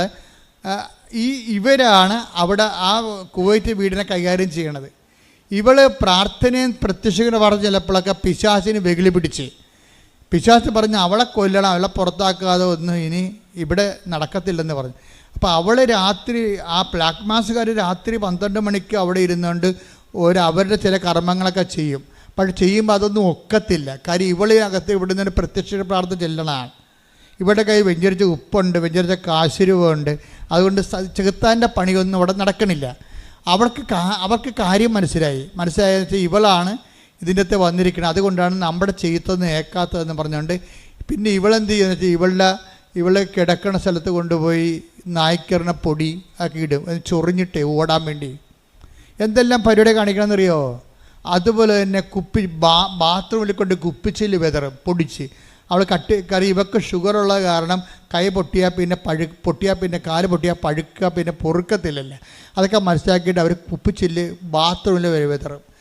ഇവൾ കൊച്ചിനെ കൊച്ചിനെ ഇവിടെ വെച്ചിട്ട് അവൾക്ക് ഭക്ഷണം കഴിക്കാൻ പോലും പറ്റത്തില്ല. കാര്യം കൊച്ചിനെ ഇവർ വന്ന് ഉപദ്രവിക്കുമ്പോൾ കൊച്ചു മരിക്കുക വല്ലതും ചെയ്ത് കഴിഞ്ഞാൽ പിന്നെ അവിടുത്തെ നിയമം അനുസരിച്ച് കൊച്ചിനെ ആര് നോക്കുന്നു അവർ കൊലപാതകളായിട്ട് നേരെ ജയിലിൽ പോകും. പിന്നെ വെളിച്ചം കാണത്തില്ല. അപ്പോൾ മനസ്സിലായി അവൾ പെട്ടിരിക്കുകയാണെന്ന് മനസ്സിലായി. അപ്പം നിങ്ങൾ ചാടിക്കയറിയൊക്കെ ഓരോ സ്ഥലത്ത് പോകുമ്പോഴേ സംശയം ഉണ്ടെങ്കിൽ അച്ഛനോട് ചോദിക്കണം. ഇത് ഞങ്ങളുടെ നിവർത്തിക്കേട് കൊണ്ടാണ് ഇപ്പോൾ ഈ രാജ്യത്ത് പോകാൻ പോണത്, ഇത് വർക്കൗട്ട് ചെയ്യുക, കർത്താവ് എന്ത് പറയണേ അത് നമുക്കറിയാൻ ബാധ്യസ്ഥരാണ് നമ്മളെ. ഇതൊക്കെ അറിയാൻ പറ്റുന്നില്ലെങ്കിൽ പിന്നെ എങ്ങനെയാണ് നമ്മൾ thy will be done, thy kingdom come എന്ന് പറഞ്ഞ് പ്രാർത്ഥിക്കണത്? എന്നുവെച്ചാൽ വിധി പോലെ നടക്കണമെന്ന് എൻ്റെ അർത്ഥം അല്ല. നമ്മളെ വിധിയിൽ വിശ്വസിക്കുന്നവരില്ല. നിൻ്റെ രാജ്യം വരണം, നിൻ്റെ തിരുമനസ് നിറവേറണം എന്ന് വെച്ച് കഴിഞ്ഞാൽ ഈ വിഷയം നിൻ്റെ തിരുമനസ്സാണോ അല്ലയോ, ദൈവ തിരുമനസ്സാണോ അല്ലയോ, അല്ല നിൻ്റെ സമ്മർദ്ദം കൊണ്ട് നീ ചാടിപ്പീണ് കടലിൽ കടക്കാൻ പോണ പോലെ വരരുത്. അപ്പം നിങ്ങൾക്കൊരു വിഷയത്തിൽ സംശയമാണ് ദൈവം തോന്നിക്കുന്നത്. ആദ്യം സംശയമില്ലെങ്കിൽ ഓക്കെയാണ്. സംശയം ഉണ്ടെങ്കിൽ എൻ്റെ മക്കൾ ചോദിക്കണം. സംശയം തോന്നണച്ചാൽ ഇതിനകത്ത് എന്താ ചെയ്യേണ്ടതെന്ന് ചോദിക്കണം. അപ്പം അതിക്ക് മുമ്പ് നിങ്ങളുടെ ഉടമ്പടി ഒന്ന് വെടിപ്പായിരിക്കണം. നിങ്ങൾ ഉടമ്പടി ഇല്ല, ഇപ്പം സംശയം വന്നപ്പോൾ നിങ്ങൾ രോഗികളെയും കണ്ടിട്ടില്ല, വീട്ടിലെല്ലാവരുമായിട്ട് കലഹവുമാണ്, പ്രാർത്ഥനയും ചില സമയത്ത് തോന്നുമ്പോൾ എഴുന്നേക്കണം, 5:30 എഴുന്നേക്കേണ്ട ആൾ 7 മണിക്ക് എഴുന്നേറ്റിട്ട് ഇപ്പോൾ പ്രശ്നം ഉണ്ടാക്കുമ്പോൾ അച്ഛാ സംശയം ഉണ്ടെന്ന് പറഞ്ഞാൽ എനിക്ക് ആളെ കാണുമ്പോൾ അറിയാൻ പറ്റും. അവിടെ നിന്ന് ചീട്ട് കിട്ടിയാലും ഞാൻ ചീട്ട് കീറി ഇവിടെ വെച്ച്. എന്താ കാര്യം? ഇവരോട് സംസാരിക്കാൻ പറ്റുന്നത് ഇവർ ഉടമ്പടിയിലല്ല, ഇവർ ഉടമ്പടിയായിട്ട് നടക്കുകയാണ്. ഉടമ്പടിയുടെ പേപ്പറൊക്കെ കയ്യിരിപ്പുണ്ട്, പക്ഷേ he's not in a covenant. കാര്യം എന്താണ്? കവനൻ്റെ ഉത്തരവാദിത്തങ്ങൾ ദൈവസ്നേഹത്തോടെ അവർ പാലിച്ചിട്ടില്ല.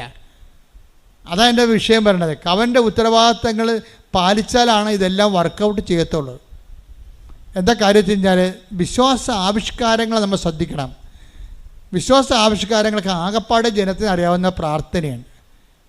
ആകപ്പാട് ജനങ്ങളെല്ലാം കുർബാന പോലും ആൾക്കാർ ചോദിക്കും, കുർബാന അച്ഛമ്മോട് ചോദിക്കുമ്പോൾ ബ്രദർ കുർബാന ചൊല്ലിയതാണോ? അല്ല, അച്ഛനായിട്ടില്ലെന്ന് പറയും.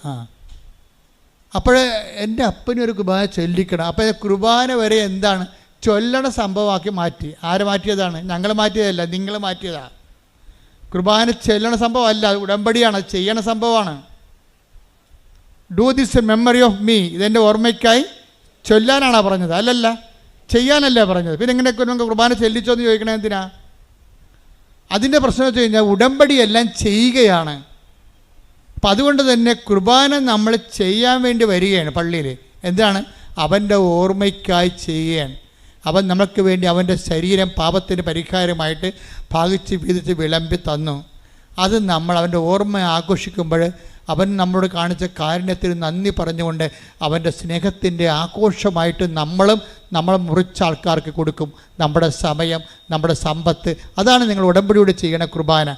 ഉടമ്പടിക്ക് ശേഷം നിങ്ങളെ ആൾക്കാർ സുവിശേഷം അറിയാത്തവർ അറിയിക്കുന്നു, അറിഞ്ഞവർ ആഴപ്പെടുത്തുന്നു. ഉടമ്പടിക്ക് ശേഷം നിങ്ങൾ ദാനധർമ്മം ചെയ്യുന്നു. നിങ്ങൾ അനുഭവിക്കേണ്ട, നിങ്ങളുടെ മക്കളും അനുഭവിക്കേണ്ട സമ്പത്ത് നിങ്ങൾ മറ്റുള്ളവർക്ക് കൂടി പങ്കുവെച്ച് കൊടുക്കുമ്പോൾ മുറിച്ച് കൊടുക്കുകയാണ്. കുർബാന തുടരുകയാണ്. മാസ് ഒരിക്കലും എൻഡ് ചെയ്യുന്നില്ല. അതായത് ലിറ്ററേച്ചറിക്കൽ മാസാണ് എൻഡ് ചെയ്യണത്. ബയോളജിക്കൽ മാസ് തുടർന്നുകൊണ്ടേയിരിക്കും. ഫെയ്ത്ത് മാസ് ഫെയ്ത്ത്ഫുള്ള് തുടർന്നുകൊണ്ടേയിരിക്കും. അത് ഓർമ്മ തൊട്ട് ഓർമ്മ വരെയാണ് ആ കുർബാന. നമ്മൾ രാവിലെ എഴുന്നേൽക്കുമ്പോൾ നമുക്കൊരു ഓർമ്മയുണ്ട്, നമ്മൾ കിടന്നുറങ്ങുമ്പോൾ ആ ഓർമ്മ അസ്തമിക്കുമ്പോൾ ഓർമ്മ തൊട്ട് ഓർമ്മ വരെയാണ് കുർബാന നിൽക്കുന്നത്. അവൻ്റെ ഓർമ്മയ്ക്കായി നമ്മൾ ചെയ്യണത്. കൈയടിച്ച് ശ്രദ്ധിക്കട്ടെ. ഹല്ലേലൂയ, ഹല്ലേലൂയ, ഹല്ലേലൂയ, ഹല്ലേലൂയ. പ്രേക്ഷിത പ്രവർത്തനങ്ങളുടെ എല്ലാം ഈശോയുടെ നാമമഹത്വത്തിനായി ഇറങ്ങി പ്രവർത്തിക്കുവാൻ ഈ ആരാധനയിലൂടെ ഞങ്ങൾ അഭിഷേകം ചെയ്യണമേ. ആഴത്തിൽ സ്നേഹിച്ചു ഒരുമിച്ച് പാടാം. നിന്റെ ശരീരം എനിക്കു നൽകാൻ എത്രയോ ആഴത്തിൽ സ്നേഹിച്ചു. പരിശുദ്ധ പരമ ദിവ്യകാരുണ്യത്തിന് നേരവും ആരാധനയും സ്തുതിയും പുകഴ്ചയും ഉണ്ടായിരിക്കട്ടെ. ആ കുടുംബത്തിലെല്ലാം ഒരു ദൈവസ്നേഹത്തിൻ്റെ അഭിഷേകം ഉണ്ടാകണം. അതാണ് നിങ്ങൾ എഫേസ്യസ് നമ്മൾ വായിച്ചത് 8:17 എന്താണ്? നിങ്ങൾ സ്നേഹത്തിൽ വേരുപാകി ആഴപ്പെടുവിൻ. അങ്ങനെ ആഴപ്പെട്ടാൽ എന്ത് സംഭവിക്കും? നിങ്ങൾ വീണു പോവുകയില്ല. അതുപോലെ തന്നെ നമ്മുടെ ഉത്തരവാദിത്തങ്ങൾ, കുടുംബത്തോടുള്ള ഉത്തരവാദിത്തമുണ്ട്, കുഞ്ഞുങ്ങളോടുള്ള ഉത്തരവാദിത്തമുണ്ട്. ഉത്തരവാദിത്തങ്ങൾ നിറവേറ്റണതും വീഴ്ച വരാതിരിക്കാനുള്ള ഒരു കാരണമാണ്. ഇപ്പം നിങ്ങളൊരു ഭാര്യയാണ്, നിങ്ങളുടെ ഭർത്താവാണ്, നിങ്ങളുടെ വിദ്യാർത്ഥിയാണ്, നിങ്ങൾക്ക് ഉത്തരവാദിത്തമുണ്ട്. പഠിക്കുക, നല്ലവണ്ണം മാർക്ക് വാങ്ങിക്കുക, മാതാപിതാക്കന്മാരുടെ ആ കുടുംബത്തിൻ്റെ ചൈതന്യത്തിൽ ജീവിക്കുക, പറ്റുന്ന പോലെയൊക്കെ പറ്റുന്നവർക്ക് ദൈവത്തിൻ്റെ നാമം അറിയിക്കാൻ വാക്കും പ്രവൃത്തിയും ഉപയോഗിക്കുക. അപ്പോൾ അതെല്ലാം ഒരു ദൈവ നിവേശിത പ്രവർത്തനങ്ങളാണിതെല്ലാം. ഇങ്ങനെയുള്ള പ്രവർത്തനങ്ങളിലൂടെ വളർന്നു വരുമ്പോൾ എന്താ പറ്റണത്? നമ്മൾ സ്നേഹത്തിൽ വേര് പാകുകയാണ്. സ്നേഹത്തിൽ വേര് പാകി വേരുകൾ ആഴപ്പെടുകയാണ് ചെയ്യണത്. അങ്ങനെ ഉത്തരവാദിത്തങ്ങൾ പത്രോസ് പറയത്തില്ലേ, സകല ഉത്തരവാദിത്തങ്ങൾ നിറവേറ്റി പിടിച്ചു നിൽക്കുവേൻ, അപ്പോൾ നിങ്ങൾ വീണു പോകത്തില്ല എന്ന്. Take the bed up. ശ്രദ്ധിക്കട്ടെ. ഹല്ലേലൂയ ഹല്ലേലൂയ ഹല്ലേലൂയ ഹല്ലേലൂയ ഹല്ലേലൂയ. യേശുവേ നന്ദി. ഹല്ലേലൂയ ഹല്ലേലൂയ ഹല്ലേലൂയ. യേശുവേ ആരാധന ആരാധന ആരാധന. യേശുവേ മഹത്വം മഹത്വം മഹത്വം മഹത്വം.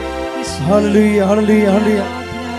ആരാധന ആരാധന യേശുവേ ആരാധന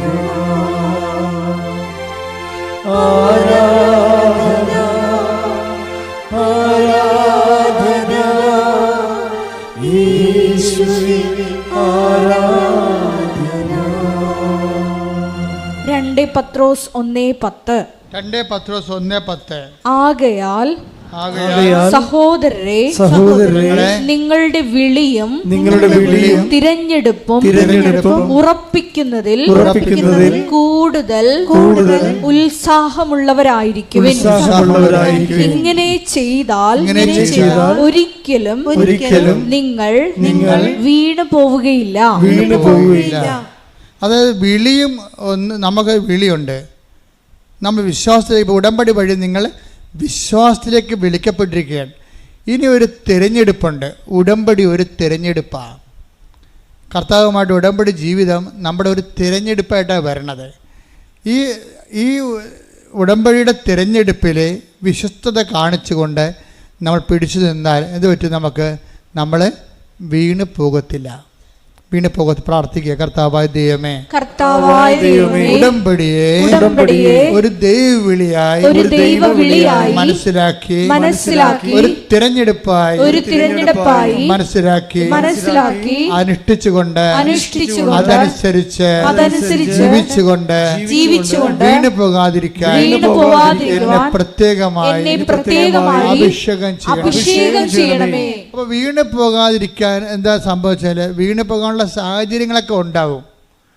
പക്ഷെ വീണു പോകാത്തൊരാളിൻ്റെ പേരിലാണ്, മധ്യസ്ഥത്തിലാണ് ഈ ഉടമ്പടി ചെയ്തിരിക്കുന്നത്.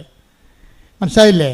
സ്വന്തം മകൻ ഒരു കുറവിറച്ചിയായി തലക്ക് മുകളിൽ തൂങ്ങുമ്പോഴും അവൾ വീണു പോകാതെ നിൽക്കണം എന്നാണ് യോഹന്നാൻ പറയണത്. എന്താണ്? യേശുവിൻ്റെ അമ്മ പറഞ്ഞ്, യേശുവിന്റെ അമ്മ അവന്റെ കുരിശിന്റെ ചുവട്ടിൽ നിന്നിരുന്നു. എങ്ങനെ നിൽക്കണം? 3 മണിക്കൂർ നിൽക്കാൻ പറ്റുമോ അവിടെ? എന്ത് പരുവക്കേടായിട്ടാണ് വീട്ടിൽ നിന്ന് വന്നത്? വെളുപ്പാങ്കാലത്ത് ഇറങ്ങിയതാ, കുരിശും ചുവന്നുണ്ട്. ആ വെളുപ്പാങ്കാലത്ത് ഇറങ്ങിയ യാത്ര, 6 മണിക്ക് ഇറങ്ങിയ യാത്ര ശരിക്കും പറഞ്ഞാൽ ഗാൽവരിയിൽ വരുമ്പോൾ 12 മണിയായി. അപ്പോൾ എന്തൊരു താമസം പിടിച്ച്, എന്തൊരു വെയിൽ! ഒന്നാമത്തെ നിസാം മാസത്തിലെ വെയിൽ. ഞാൻ ആ നിസാം മാസത്തിൽ അവിടെ പോയ ആളാണ്. 43 ഡിഗ്രിയാണ് ഇസ്രയേലിൻ്റെ ചൂട്. ഈ ചൂടിൻ്റെ അകത്ത് തിളച്ച് ചോര ഒഴുകുമ്പോൾ വെറുതെ നിന്നാൽ പോലും നമ്മൾ പപ്പടമായി പോവും, മുരിഞ്ഞ പപ്പടമായി പോവും. ആ ഒരു അവസ്ഥയിൽ വന്ന് നിന്ന ആൾ എങ്ങനെയാണ് ക്രിസ്തുവിന് പോലും വെള്ളം കൊടുക്കാൻ പോയിട്ട് ആ മനുഷ്യന്മാർ കുടിപ്പിച്ചില്ല. അപ്പോൾ വെള്ളം കിട്ടാതെ ക്രിസ്തു മാത്രമല്ല അവിടെ നിന്നിരിക്കണത്, അമ്മ പോലും ഒരിറ്റ് വെള്ളം കിട്ടാതെ രാവിലെ 6 മണി തൊട്ട് 12 മണി വരെ നിന്ന ആൾ ക്രിസ്തുവിനെ അടക്കുമ്പോൾ 3 മണിയാകും. അപ്പം അത്രയും മണിക്കൂർ നിൽക്കുന്ന ആൾ എന്നിട്ടും വീണില്ലെന്നാണ് പറയണത്. ഉത്തരവാദിത്തമുള്ളവർ വീഴത്തില്ല, ഉത്തരവാദിത്ത ബോധമുള്ളവരും വീഴത്തില്ല. അതുകൊണ്ടാണ് ബൈബിൾ പറയണത് ഉത്തരവാദിത്തങ്ങൾ നിറവേറ്റിക്കൊണ്ട് പിടിച്ചു നിൽക്കാൻ പറയണത്. സകല ഉത്തരവാദിത്തങ്ങൾ നിറവേറ്റി. കാര്യം നമ്മളിപ്പോൾ ഞാനൊരു വൈദികനാണ്, ഞാൻ വൈദികൻ്റെ ഉത്തരവാദിത്തങ്ങൾ കൃത്യമായിട്ട് നിറവേറ്റിയാൽ എനിക്ക് വീഴ്ച വരത്തില്ല, തീർച്ചയായിട്ടും വീഴ്ച വരത്തില്ല. നിങ്ങളൊരു ഭാര്യയാണ്, അല്ലെങ്കിൽ നിങ്ങളൊരു അമ്മയാണ്, അത് നിങ്ങളുടെ ഭർത്താവാണ്, അല്ലെങ്കിൽ നിങ്ങളുടെ വിദ്യാർത്ഥിയാണ്. നിങ്ങൾക്ക് ആ ഉത്തരവാദിത്തം കൃത്യമായി നിറവേറ്റുകയാണെങ്കിൽ ആ ഉത്തരവാദിത്വം എന്ന് പറയുന്നത് എന്താണ്? ഉത്തരത്തിൻ്റെ വാദിയാണ് ഉത്തരവാദി. വാദിയും പ്രതിയുമില്ലേ ഇല്ലേ? ഉത്തരവാദി എന്ന് വെച്ച് കഴിഞ്ഞാൽ ആരോടാണ് നമ്മൾ കടപ്പെട്ടിരിക്കുന്നത്, ഉത്തരം കടപ്പെട്ടിരിക്കുന്നത്, അതാണ് ഉത്തരവാദി എന്ന് പറയണത്. അതായത് ഉത്തരം ആർക്ക് നമ്മൾ ബോധിപ്പിക്കണം. അപ്പോൾ നമ്മൾ ഉത്തരത്തിൻ്റെ അടിസ്ഥാനത്തിൽ ഉത്തരം പറയേണ്ട ആളായി മാറും. ഉത്തരം നമ്മൾ ആരോടാണ് പറയേണ്ടത്? ദൈവത്തോടാണ് ഉത്തരം പറയേണ്ടത്. ഉടമ്പടിക്ക് ഉത്തരം പറയേണ്ടത് ആരോടാണ്? ദൈവത്തോട്. അപ്പോൾ ഉത്തരവാദി ആരാ? നമ്മൾ. ഭാര്യയും ഭർത്താവിനെയും ഞങ്ങളെ കൊണ്ടുവന്ന് പള്ളിയിലറിഞ്ഞ് പോസ്റ്റിന് താഴെ കല്യാണം കഴിക്കുന്നത് ഒളിച്ചോടണമല്ല, മറിച്ച് കൗതാശികമായിട്ട് ദൈവത്തിൻ്റെ സ്ഥാനത്ത് നിന്നുകൊണ്ട് അൾത്താറെ വിവാഹം കഴിക്കുന്നവർ ഓർക്കുക, നിങ്ങൾ ദൈവത്തോട് ഉത്തരവാദികളാണ്. മറ്റത് പിന്നെ ഉത്തരവാദിയൊന്നുമില്ല. കാര്യം ഈ ഭൂമിയിൽ കല്യാണം കഴിക്കണമെന്ന് നിർബന്ധമൊന്നുമില്ല. എന്താ കാര്യം? എടാ ദൈവപേടിയുള്ള ദൈവ പൈതൽ നിത്യതയ്ക്ക് വേണ്ടി നിയോഗിക്കപ്പെട്ടവരാണ് കർത്താവിൻ്റെ നാമത്തിൽ വിവാഹം കഴിക്കണത്. അവർക്ക് വിവാഹം കഴിക്കണമെങ്കിൽ ചില ആൾക്കാർക്ക് ഇതൊന്നും ഒരു പ്രശ്നമല്ല. അവർ ലിവിങ് ടുഗദറാണ്, ഒരുമിച്ച് താമസമാണെന്നൊക്കെ പറയും. എന്നിട്ട് അവർ അബോർഷൻ ഗുളികയൊക്കെ ഉപയോഗിക്കും. അങ്ങനെ പല മനുഷ്യർ ഈ ഭൂമിയിൽ നിൽക്കും. അവർക്ക് നിത്യതയെക്കുറിച്ച് യാതൊരു ബോധവുമില്ല. നമുക്ക് ഈ ബോധത്തിൻ്റെ കൂടുതലാണ് നമുക്ക്. എന്താ കാര്യം? ഞാൻ പരിശുദ്ധ അമ്മ ദേവമാതാവിനെ കണ്ട ആളാണ്. അപ്പം നിത്യത എന്താണെന്ന് എനിക്കറിയാം. പക്ഷേ നിത്യതയായിട്ട് അടുക്കണമെങ്കിൽ കുറച്ച് പണിയുണ്ട്. എന്താ കാര്യം? കർത്താവിൻ്റെ കൽപ്പനകൾ പാലിക്കണം, അവൻ പറയണ പോലെ ജീവിക്കണം. അവൻ പറയണ പോലെ ജീവിക്കണമല്ല, വഴിയെ നമുക്ക് തോന്നണ പോലെ ജീവിക്കണമല്ല. നമുക്ക് തോന്നുന്ന പോലെ ഇപ്പോൾ ഒരു ഭർത്താവിനെ ഉപേക്ഷിച്ച്, രണ്ടാമത്തെ ഭർത്താവിനെ ഉപേക്ഷിച്ച്, മൂന്നാമത്തെ ഭാര്യയെ ഉപേക്ഷിച്ച് നമുക്കിങ്ങനെ എല്ലാ കുടിയിലും 5-6 മക്കളൊക്കെ ഉണ്ടാക്കി. അങ്ങനെ ഒന്നും സഭയിലില്ല, നിയമമില്ല. കർത്താവ് എന്താ പറയുന്നത്? അവരിരുവരും ഏക ശരീരമായി തീരും. എന്താ അപ്പം ഏക ശരീരമായി തീരുമെന്ന് പറയുമ്പോൾ ആ ദൈവ തിരുസന്നിധിയിലുള്ള ഒരു കവനൻ്റെ ഉടമ്പടിയാണ് ഇവിടെ നടക്കുന്നത്. ആ ഉടമ്പടിയിലുണ്ടാകുന്ന കുഞ്ഞുങ്ങൾ ഉടമ്പടിയുടെ കുഞ്ഞുങ്ങളാണ്. ആ ഉടമ്പടിയുടെ കുഞ്ഞുങ്ങളെ വേദപാഠം പഠിപ്പിക്കാൻ നമ്മൾ ബാധ്യസ്ഥരാണ്. എന്താ കാര്യം? നമ്മൾ പറഞ്ഞിട്ടുണ്ട് കർത്താവിനോട്, വിവാഹത്തിലുണ്ടാകുന്ന കുഞ്ഞുങ്ങളെ പുണ്യപൂർണ്ണമായി വളർത്തിക്കൊള്ളാവുന്ന. അപ്പോൾ ചില ഭർത്താക്കന്മാർ വന്നിട്ട്, ചില ഭാര്യമാർ വന്നിട്ടും പറഞ്ഞു, എൻ്റെ അച്ഛാ ഇയാളൊന്ന് കുമ്പസാരിപ്പിക്ക്. ഇയാൾ എന്നോട് പറഞ്ഞത് കല്യാണത്തിന് പോലും കുമ്പസാരിച്ചിട്ടില്ലെന്നുള്ളതാണ്. കല്യാണത്തിന് പോലും കുമ്പസാരിക്കാത്ത കടവാമ്പോത്തിൻ്റെ കൂടെ നീ ജീവിക്കണത്. എൻ്റെ മകളെ, നീ കുറച്ച് വേർക്കേണ്ടി വരും. കാരണം കഴിഞ്ഞ ദിവസം ഞാനൊരു കടവാമ്പോത്തിനെ കണ്ട്.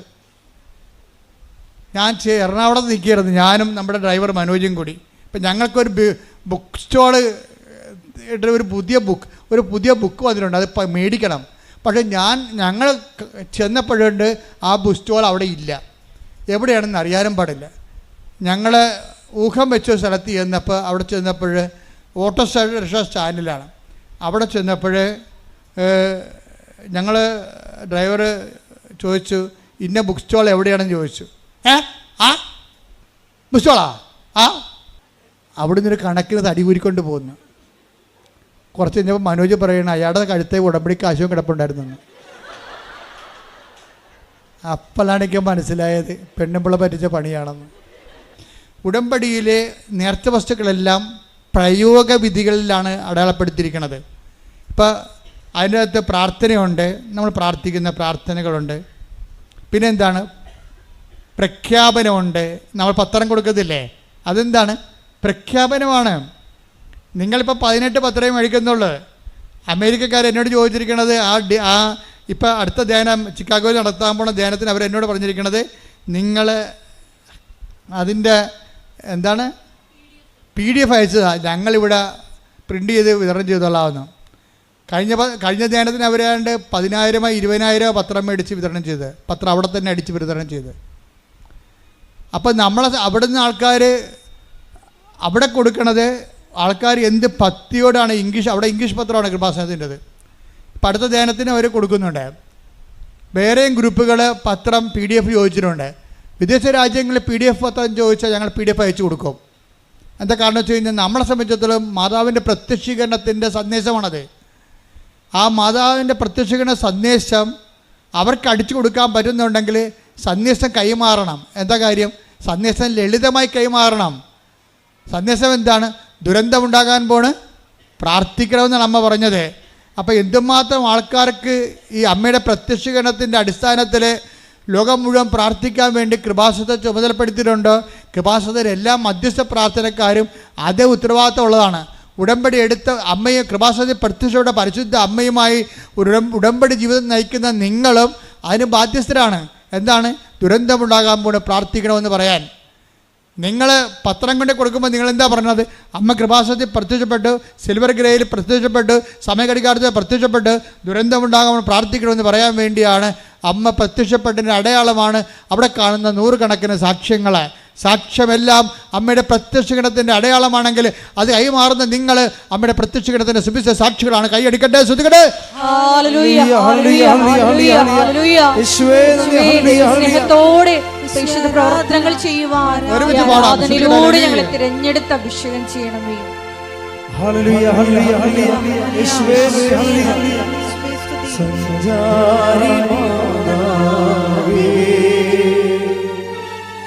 കൃപയുടെ കൂടാരമേ,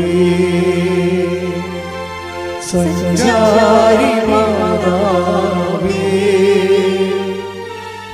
കൃപയുടെ കൂടാരമേ, വാഗ്ദാനപേടകമേ, കൃപാസനത്തിൻ്റെ അമ്മേ,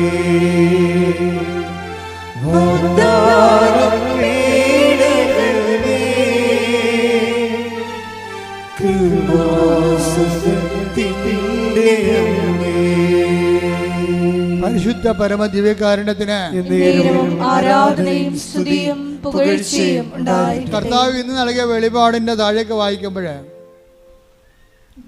വായിക്കുമ്പോൾ ഇപ്പം നമ്മൾ പറഞ്ഞുകൊണ്ടിരിക്കുന്ന പ്രയോഗത്തെക്കുറിച്ചാണ്. പ്രയോഗത്തിന് മുമ്പ് ഈ പ്രയോഗം ഫലിക്കണം. ഈ ഉപ്പ് ഒരു പ്രയോഗമാണ്. ഉടമ്പടി കാശ്ചര്യവും ഒരു പ്രയോഗമാണ്. വിശ്വാസത്തിൻ്റെ ആവിഷ്കാരങ്ങളിൽ 1 പ്രാർത്ഥന, 2 പ്രഖ്യാപനം. പത്രം കൊടുക്കണത് എന്താണ്? പ്രഖ്യാപനമാണത്. അമ്മയുടെ പ്രത്യക്ഷീകരണത്തിൻ്റെ പ്രഖ്യാപനമാണ്. 3 എന്താണ്? പ്രയോഗമാണ്. ഈ പ്രയോഗത്തിലാണ് നമ്മൾ ഉടമ്പടി കാശ്ചര്യം ഉള്ളത്. പിന്നെന്തുണ്ട്? ഉപ്പുണ്ട്. പിന്നെന്തുണ്ട്? ഉടമ്പടി തൈലമുണ്ട്. ഇതെല്ലാം പ്രയോഗത്തിലുള്ളതാണ്. ഇപ്പോൾ തന്നെ ആ ബ്ലാക്ക് മാസിൽ പെട്ടിരിക്കുന്ന സ്ത്രീയില്ലേ, അവരിവരെ ഈ റോസിനെ പുറത്താക്കാൻ വേണ്ടി എന്ത് ചെയ്യുന്നറിയാമോ? റോസി ഇല്ലാഞ്ഞ ഒരു സമയം കിട്ടിയപ്പോഴേ ആ പൊടിക്കുഞ്ഞ് മാലാഹക്കുഞ്ഞിൻ്റെ നെഞ്ചത്ത് കൊണ്ടുവന്ന് കൈ അമർത്തിക്കൊണ്ട് അതിനെ കൊല്ലാൻ വേണ്ടി കൈ അമർത്തി പിടിച്ചത്. പെട്ടെന്നാണ് കൊച്ചിൻ്റെ ഞരക്കം കേട്ട് ഇവൾ ഓടി വന്നത്. ഓടി വന്നതോടുകൂടി കൊച്ച് മരിക്കണ കണ്ടീഷനായി. അപ്പോൾ ഇവൾ ഓടിക്കളഞ്ഞ് അവിടെ ഇത് ചെയ്തിരുന്ന ആൾ കൊച്ചിനെ കൊല്ലാൻ നോക്കിയതാണ്. നോക്കിയേ എന്ത് കുറിച്ചാണെന്ന് നോക്കിയേ. ഉടനെ റോസി ഇതിനെയും കൊണ്ട് ആശുപത്രിയിൽ പോയി. അവരുടെ കൂടെ അറബികളല്ലേ, കുവൈറ്റികൾ, അവരുടെ ആശുപത്രിയിൽ പോയി. ആശുപത്രിയിൽ പോയപ്പോൾ തന്നെ ഈ കൊച്ചിൻ്റെ ഈ മരണവിപ്രാളത്തിൽ കിടന്ന കൊച്ചല്ലേ, കൊച്ചിന് ഇവളെ തന്നെ ഇപ്പം ഇവർ നോട്ട വിട്ടു. മറ്റവളെ കണ്ടില്ലല്ല, ഇവളെ നോട്ട വിട്ടാ കുവൈറ്റികൾ. കാര്യം ഇവളാണല്ലോ കൊച്ചിനെ ഇങ്ങനെ ശ്രദ്ധിക്കാതെ ഇവിടെ ഇല്ലാഞ്ഞല്ലേ ഇവിടെ. അതോടുകൂടി കൊച്ചിന് നീർക്കെട്ടലായി, പതിരക്ക് നീര് വന്ന് ആശുപത്രി കിടന്ന്. അപ്പോൾ കൊച്ചിന് എന്തെങ്കിലും സംഭവിച്ചാൽ റോസിനെ അവർ ജയിലിലാക്കും. അപ്പോൾ റോസി എന്നാ ചെയ്യുന്നറിയാവോ? റോസി ഈ അറബിയും അവിടുത്തെ ഡോക്ടറും മാറിയപ്പോഴും ആശുപത്രി ചെന്നിട്ട് വിശ്വാസപ്രമാണം ചൊല്ലി ഉടമ്പടി തൈലമെടുത്ത് ഈ മരിക്കാൻ പോണ കൊച്ചിൻ്റെ നെഞ്ചിൽ കുരിശിട്ട്. അതാണ് പ്രയോഗം എന്ന് പറഞ്ഞാൽ. അതാണ് പിറ്റേ ദിവസം കൊച്ചിനെ ഡിസ്ചാർജ് ചെയ്ത്. അതാണ് പ്രയോഗം. ഈ പ്രയോഗം എന്ന് പറയാൻ കാരണം എന്തുകൊണ്ടാണ്? ഈ പ്രയോഗം പെട്ടെന്ന് ഏറ്റത്, റോസിക്ക് എന്ത് പ്രശ്നം ഉണ്ടായാലും ഇപ്പോൾ ബ്ലാക്ക് മാസുകാരുടെ അകത്ത് കിടക്കുകയല്ലേ, ഇവളെ കൊല്ലാൻ വേണ്ടി അവർ നോക്കുകയാണ്, ചാടിക്കാൻ വേണ്ടി. അപ്പോൾ ഇവൾക്ക് പ്രത്യക്ഷീണ പ്രാർത്ഥനയാണ് ആകപ്പാടെ പിടിവള്ളി. ഇവൾ രാത്രി അവരുടെ ഈ ബ്ലാക്ക് മാസുകാരുടെ അപ്പുറത്ത് ഇവരുടെ ജോലി, അവരുടെ കുലുസിത പ്രവർത്തനങ്ങൾ ചെയ്യുമ്പോൾ ഇവൾ ഇവിടെ ഇരുന്നുകൊണ്ട് പ്രത്യക്ഷീണ പ്രാർത്ഥന ചെല്ലും. അപ്പോൾ ഈ സാധനം ഒന്നും അവിടെ പരിക്കത്തില്ല. അതുകൊണ്ടാണ് ഇവർ തമ്മിൽ ഫൈറ്റിംഗ് വരണത്. അതാണ് ഇവളെ ചാടിക്കാൻ വേണ്ടി പണിയെല്ലാം ചെയ്യണത്. അവസാനം ബാത്റൂമിൽ കുപ്പിച്ചില്ലേ, കിടക്കാൻ പറ്റണില്ല, അവിടെ നായ്ക്കെണ്ണ പൊടിയും ബ്ലീച്ചിങ് പൗഡറൊക്കെ ഇടും, അങ്ങനെ ഈ കൊച്ചിനെ ഉപദ്രവിക്കും. അങ്ങനെ അവസാനം അമ്മ അവളോട് പറഞ്ഞു, നീ ഇവിടുന്ന് പോവുകയാണ് നിനക്ക് നല്ലതെന്ന് പറയാൻ, നീ സ്വസ്ഥമായിട്ട്, നിനക്ക് ബാത്റൂമിൽ പോകാൻ പറ്റണില്ല, ഭക്ഷണം കഴിക്കാൻ പറ്റണില്ല, ഉറങ്ങാൻ പറ്റണില്ല. ഉറങ്ങിക്കഴിയുമ്പോൾ ഇവർ വന്ന് വെച്ച് ഇവിടെ തലയെടുത്ത് ഭിത്തിയിട്ടിടിക്കും. എന്തൊരു കഷ്ടമാണെന്ന് ചോദിക്കേ. ഇതൊന്നും പറഞ്ഞാൽ കുവൈറ്റുകൾ അംഗീകരിക്കത്തില്ല. കാര്യം ആ വേലക്കാർ പണ്ട് മുതലേ അവിടെ ഉള്ളതാണ്. അവർ നല്ലവരാണ്, നിൻ്റെ കള്ളത്തരവാണി പറയണമെന്നാണ് വീട്ടുകാർ വിചാരിക്കണത്. വീട്ടുകാർ ഇങ്ങനെ തള്ളിപ്പറഞ്ഞ കാരണം റോസി പറയും, അമ്മേ എന്നെ ഇവിടുന്ന് കൊണ്ടുപോകും, പക്ഷേ പാസ്പോർട്ട് നമ്മുടെ കയ്യിലില്ലല്ല, പാസ്പോർട്ട് അവരുടെ കയ്യിലല്ലേ, വീട്ടുകാരുടെ കയ്യിലല്ലേ. അപ്പോൾ റോസി പറയും, എൻ്റെ ജീവനെ ഇവിടെ കിടന്നാൽ പോകും, അതുകൊണ്ട് നിങ്ങൾ എൻ്റെ പാസ്പോർട്ട് തരാൻ പറയും. അപ്പോൾ ഉടനെ കുവൈറ്റുകൾ പറയും, പാസ്പോർട്ടൊക്കെ തരാം, പക്ഷേ 2 ലക്ഷം രൂപ ഏജൻറ്റ് വാങ്ങിച്ചുകൊണ്ട് പോയിട്ടുണ്ട് നിന്നെ കൊണ്ടുവന്നതിന്, ആ കാശ് നീ എൻ്റെ മേശപ്പുറത്ത് വെച്ചാൽ പാസ്പോർട്ട് തരാമെന്ന് പറയും. അപ്പോൾ റോസി പറയും, 20,000 രൂപ പോലും എൻ്റെ കയ്യിലില്ല, കാരണം ഞാൻ പിന്നെ എങ്ങനെ നിൽക്കണതെന്ന് പറയും. ഉടനെ പറയും, ഇവർക്ക് ശല്യമായപ്പോൾ പറയും, ഇവളെ ജയിലിലാക്കാൻ നോക്കി, പറഞ്ഞു നിൻ്റെ കെട്ടിക്കിടക്കൊക്കെ എടുക്കാൻ പറയും. അവരെന്നെ എല്ലാം എടുത്ത് നോക്കിയപ്പോൾ ഉണ്ട് ഉടമ്പടി ഉപ്പിരിക്കണം. അപ്പോൾ അവർ പറയും, ഇത് എന്താണ് എന്താണ് ഒരു സാധനം ഉണ്ടല്ലോ, ബ്ലാക്ക് ഷുഗറാണ്, മയക്കുമരുന്നാണെന്ന് പറയും, ഇത് മയക്കുമരുന്നാണെന്ന് പറയും. അപ്പോൾ ഉടനെ ഇവളെയും വിളിച്ചുകൊണ്ട് ഈ ഉടമ്പടി ഉപ്പുമായിട്ട് പോയിട്ട് പോലീസ് സ്റ്റേഷനിൽ പോകും. അപ്പോൾ ഇവർക്ക് പേടിയാണ്. ഇവളിരുന്നുകൊണ്ട് പ്രത്യക്ഷ പ്രാർത്ഥന, അമ്മ മാത്രം, എനിക്ക് ആരെയും പരിചയമില്ല രാജ്യത്ത്, അമ്മ മാത്രമേ എനിക്ക് പരിചയമുള്ളൂ, ഞാനിപ്പോൾ അകത്താകാൻ പോവുകയാണ്, കാര്യം ഇവർ പിടിച്ചു കൊണ്ടുപോവുകയാണ് എന്നെ.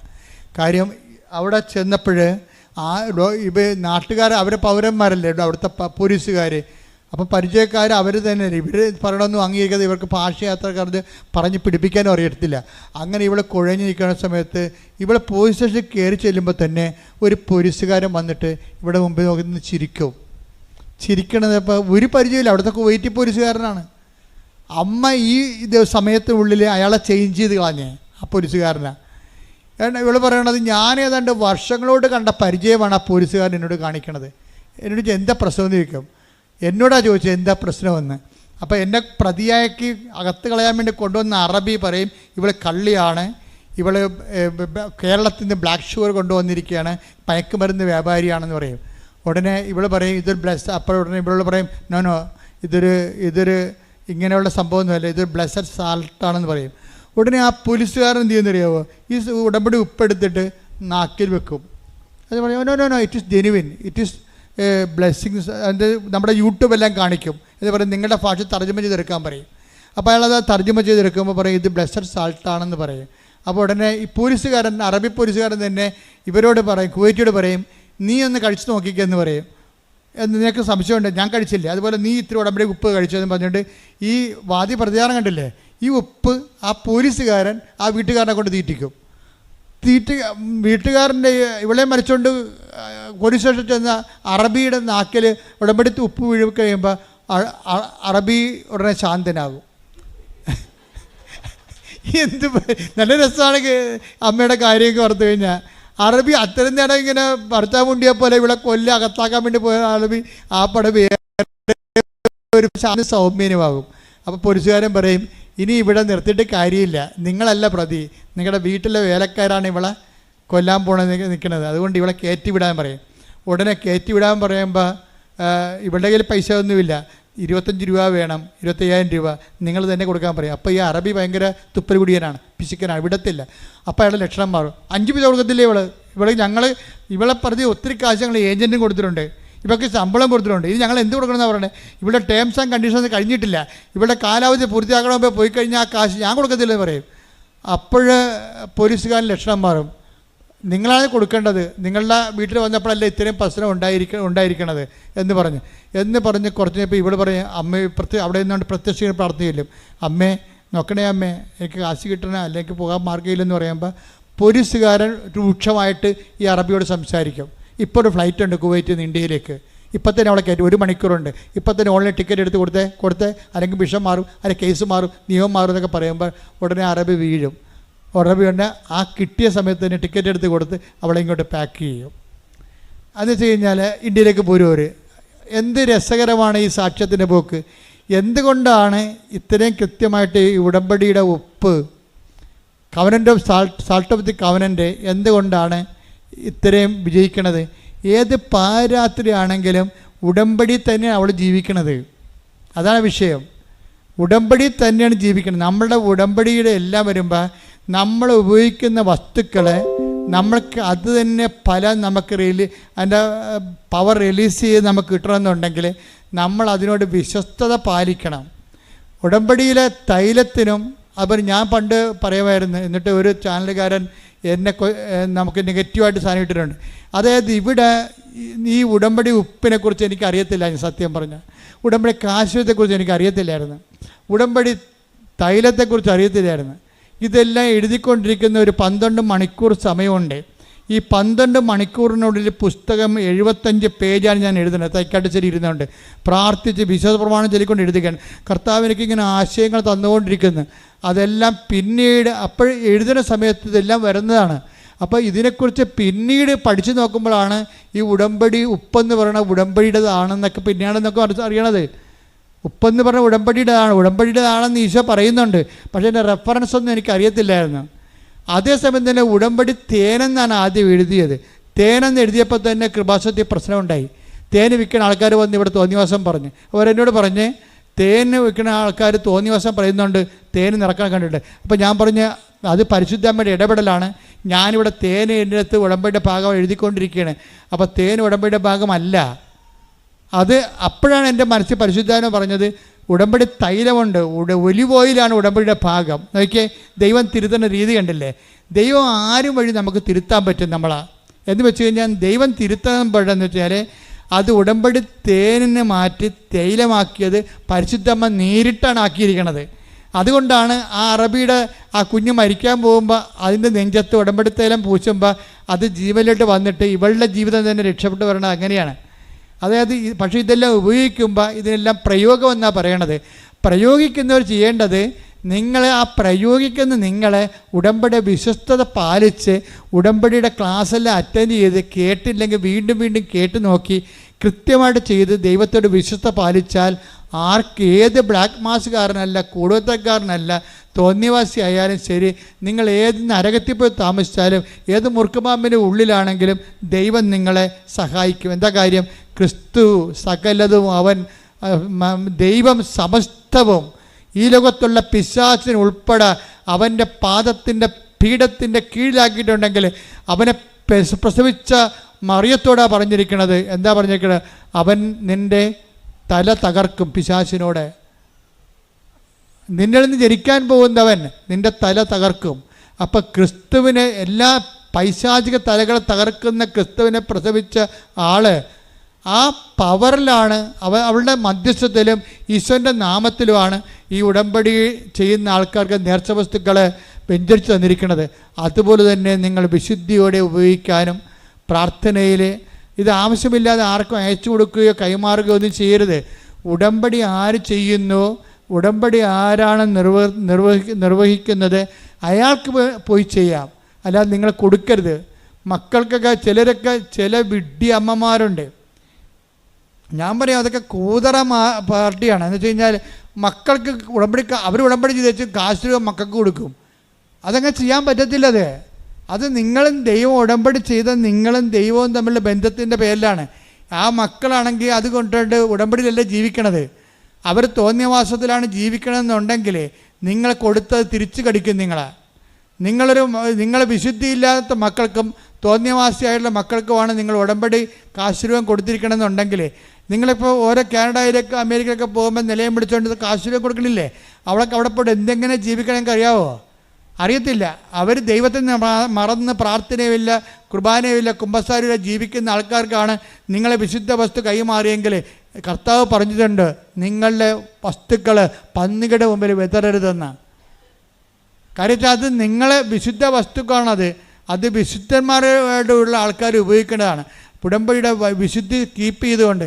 വിശുദ്ധി കീപ്പ് ചെയ്യണത് നിസ്സാരമായ കാര്യമാണ്, അല്ല വേറെ ആനക്കാര്യമല്ല. നിങ്ങളുടെ പിശാസാണ് പറഞ്ഞത് വിശുദ്ധിയോടെ ജീവിക്കാൻ പാടാണെന്ന്. ദൈവം പറഞ്ഞിട്ടില്ല. ഈസിയാണ് വിശുദ്ധിയോടെ ജീവിക്കാൻ വേണ്ടി. അത് ഒരു ജന്മം മുഴുവൻ സെലിബ്രേറ്റായിട്ട് ഞങ്ങൾ ജീവിക്കാൻ ഇവിടെ കർത്താവിന് വേണ്ടി. നാളെ ചിലപ്പോൾ ഇങ്ങനെ ഒരു സമൂഹം ചിലപ്പോൾ ഉണ്ടായില്ലെന്ന് വരും.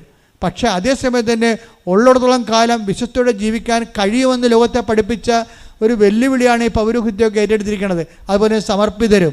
നിങ്ങളുടെ മക്കളെ നിങ്ങൾ വൈദികരാക്കാനും നിങ്ങളുടെ മക്കളെ നിങ്ങൾ സന്യസ്തരാക്കാനും നിങ്ങൾ തീരുമാനിച്ചാൽ ആ തീരുമാനം കൊണ്ട് തന്നെ നിങ്ങൾ ദൈവത്തിൻ്റെ സ്വന്തം മക്കളും. അതുപോലെ ഒരു കാര്യം ഓർക്കുക, ഏത് സ്പേസിൽ പോയാലും ഒരു കാലത്ത് ഭൂമിയിലോട്ട് ഇറങ്ങി വരേണ്ടി വരും. ഓർത്തേക്കണം. നിങ്ങൾ എത്ര വലുതായാലും നിലത്ത് ഉയർന്നാലും അവസാനം എല്ലാ പക്ഷികളും നിലത്തിറങ്ങും. നിലത്തിറങ്ങാത്ത എത്ര ഉയർത്തി പഠിക്കുന്ന കഴുകനാണെങ്കിൽ പോലും ഒരു സമയത്ത് നിലത്തിറങ്ങേണ്ടി വരും. അതുകൊണ്ട് എന്തെല്ലാം നമ്മൾ നേടിയാലും ഒരു നിമിഷം നമ്മൾ നിലത്തിറങ്ങി നോക്കുമ്പോൾ നമ്മൾ നിലത്തിലോട്ട് ഇറങ്ങിപ്പോകുന്ന സമയത്തില്ലേ, 6 മണിലേക്ക് മറഞ്ഞു പോകുന്ന സമയത്തില്ലേ, അന്ന് നീ നേടിയത് ദൈവത്തിനെ മാറ്റം നിർത്തിക്കൊണ്ട് ഔന്നത്യം പ്രാപിക്കാൻ വേണ്ടി നേടിയ മനുഷ്യർക്കൊക്കെ അവസാനം അവരുടെ വിൽപ്പത്തത്തിലും അവരുടെ അധികാരപത്രത്തിലും കണ്ണുനീര് മാത്രമായിരിക്കും അവകാശമെന്ന് ഇപ്പോഴും പറയാൻ ഞാൻ ആഗ്രഹിക്കുന്നു. ഞാനല്ല, എന്നിലൂടെ പ്രവർത്തിക്കുന്ന പരിശുദ്ധാത്മാവ്. കൈയടിക്കട്ടെ ശ്രുതികളെ. ഹല്ലേലൂയ, ഹല്ലേലൂയ, ഹല്ലേലൂയ. ഞങ്ങളുടെ ജീവിതയാത്രകളെ ക്രമീകരിക്കുവാൻ ഈ ആരാധനയിലൂടെ ഞങ്ങൾ അഭിഷേകം ചെയ്യണമേ.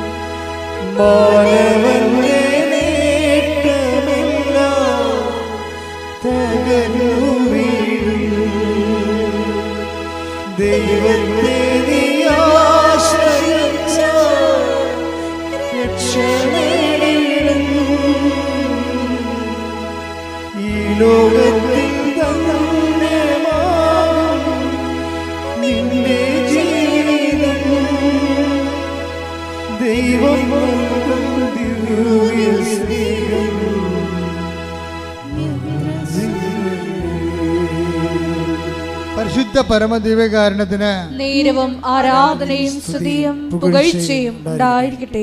ലോകം നമ്മളെ എന്തുമാത്രം മലീമസമാക്കാം, എന്തുമാത്രം കെയർലെസ് ആക്കാം, അങ്ങനെ ഒത്തിരിയേറെ നടപടിക്രമങ്ങളുമായിട്ട് ലോകം കുതിക്കണത്. പുതിയ പ്രലോഭനങ്ങളും പുതിയ തരത്തിൽ ദൈവത്തിൽ നിന്ന് അകന്നു പോകാനുള്ള വെല്ലുവിളികളും ഉണ്ടാകുമ്പോൾ നമ്മൾ ആഹ്ലാദിച്ച് ഉല്ലസിക്കണം. എന്താ കാര്യം? ഇത്രയും വെല്ലുവിളി ഉണ്ടെങ്കിൽ അതിന് അതിലംഘിക്കുന്ന അഭിഷേകമാണ് നമുക്ക് തരാൻ പോണത്. ലോകത്തിൽ എന്തുമാത്രം വിശുദ്ധിയോടെ ജീവിക്കാൻ ആഗ്രഹിക്കുന്ന മനുഷ്യ നീ കേൾക്കണം. എന്താ കാര്യം? ഈ ലോകത്ത് വിശ്വാസം ജീവിക്കാനും വിശുദ്ധിയോടെ ജീവിക്കാനും എന്തുമാത്രം വെല്ലുവിളികൾ ഉയർന്നുയർന്ന് വരുന്നുവോ, ദൈവത്തിൽ ആശ്രയിക്കുന്നവർക്ക് അതിനേക്കാൾ അധികമായിട്ടുള്ള അഭിഷേകം കണ്ട് ദൈവം തരണത്. ഞാൻ ഈ ദിവസങ്ങളിൽ ദമ്പതികളെ കണ്ടു. അവരെന്നെ കാണാൻ വന്നതാണ്. അവരെ കാണാൻ വന്നത് അവർക്ക് ഞാൻ പ്രൈവറ്റ് ഓഡിയൻസ് കൊടുത്തു. അതിൻ്റെ കാരണം വെച്ച് കഴിഞ്ഞാൽ ഞാൻ ഹുസൈനിൽ ധ്യാനിപ്പിക്കുമ്പോൾ 75 കിലോമീറ്റർ അകലെ നിന്ന് ഇവരെനിക്ക് എല്ലാ ദിവസവും ഉച്ചക്ക് ഭക്ഷണം കൊണ്ടു തരും. 75 കിലോമീറ്റർ അകലെ. ഇപ്പം അല്ലെങ്കിൽ മലയാള ഭക്ഷണം കൊണ്ടു തരും.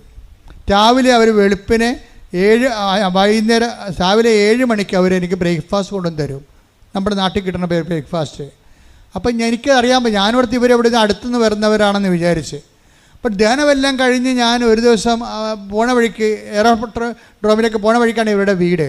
അപ്പോൾ അവിടെ ചെന്നപ്പോൾ ഞാൻ വീട്ടിൽ ചെന്നപ്പോഴാണ് അറിയണത് ഓടിയിട്ട് വീട് തണില്ല. ഞാൻ പറഞ്ഞു എത്ര കിലോമീറ്റർ ഉണ്ട്? ഇത് 75 കിലോമീറ്റർ. അപ്പോൾ എന്ത് പരിപാടിയാണ് അവർ കാണിക്കുന്നത്? 75 കിലോമീറ്റർ അകലെയെന്ന് ഈ 4 ദിവസവും രാവിലെയും ഉച്ചക്കും വൈകുന്നേരവും അങ്ങോട്ടും ഇങ്ങോട്ടും ഭാര്യയും ഭർത്താവും കൂടി ഭക്ഷണം കൊണ്ടുവന്ന് തരികയാണ് ഞങ്ങൾക്ക് എല്ലാവർക്കും. ഞാൻ അവിടെ ഉള്ള കാരണം അവിടെയുള്ള എല്ലാ അച്ഛന്മാർക്കും കിട്ടി. എന്താ കാര്യം വെച്ച് കഴിഞ്ഞാൽ അതുകൊണ്ട് അവരിവിടെ വന്നപ്പോൾ ഞാൻ പറഞ്ഞു ഓക്കെ കാണാമെന്ന് പറഞ്ഞപ്പോൾ ഞാൻ അവരോട് ചോദിച്ചേ, നിങ്ങളുടെ വീട്ടിൽ ഞാൻ വന്നില്ലേ? അപ്പോൾ കൃപാസനം മാതാവിനെ അവിടെ പ്രതീക്ഷിച്ചിട്ടുണ്ട് അവരുടെ വീട്ടിൽ. അപ്പോൾ ഞാൻ ചോദിച്ചു നിങ്ങളുടെ അവിടെയുള്ള വീടുകളെല്ലാം ഭേദപ്പെട്ട വീടുകളാണ്, പക്ഷെ നമ്മുടെ അത്രയും പൈസ ഒന്നും അവർക്ക് മുടക്കിയിട്ടില്ല. ആ വീട് ഈ മരം കൊണ്ടൊക്കെ ഉണ്ടാക്കുന്ന വീടുകളാണ് അമേരിക്കൻ വീടുകളെല്ലാം. പക്ഷേ ഇവരുടെ വീട്ടിൽ നോക്കുമ്പോൾ ഒരു 10-12 മുറികളുണ്ട് അവിടെ വീട്ടിലുണ്ട്. അപ്പോൾ ഞാൻ അവരോട് ചുമ്മാ കാഷ്വലായിട്ട് ചോദിച്ചു, എന്തുകൊണ്ടാണ് നിങ്ങൾ 2 നില എടുക്കാഞ്ഞെന്ന് ചോദിച്ചു. ഉടനെ ജീജൻ എന്നാണ് പേര്, ഋദ്യു എന്നാണ് വൈഫിൻ്റെ പേര്. അപ്പോൾ ജീജൻ എന്നോട് പറഞ്ഞു, അച്ഛാ ഞങ്ങളെ മുകളിലത്തെ നില വേണ്ടെന്ന് വെച്ചു. കാര്യം മുകളിലത്തെ നില ഉണ്ടെങ്കിൽ പിള്ളേരെല്ലാം മുകളിൽ പോയി ഇരിക്കുകയുള്ളൂ. പിന്നെ അവരവിടെ 9 മണി കഴിഞ്ഞാൽ പിന്നെ അവർ എന്ത് ചെയ്യണം നമുക്കറിയത്തില്ല. അവരെന്ത് കമ്പ്യൂട്ടറാണ് കാണുന്നത്, അവരെന്താണ് അവരുടെ ഇൻട്രസ്റ്റ്, അവർ നമുക്ക് ഒന്ന് നമ്മുടെ ഒരു നില ഉള്ളെങ്കിൽ അവർ നമ്മുടെ കൺമുട്ടത്തുണ്ടാകും, വിളിച്ചാൽ വരും.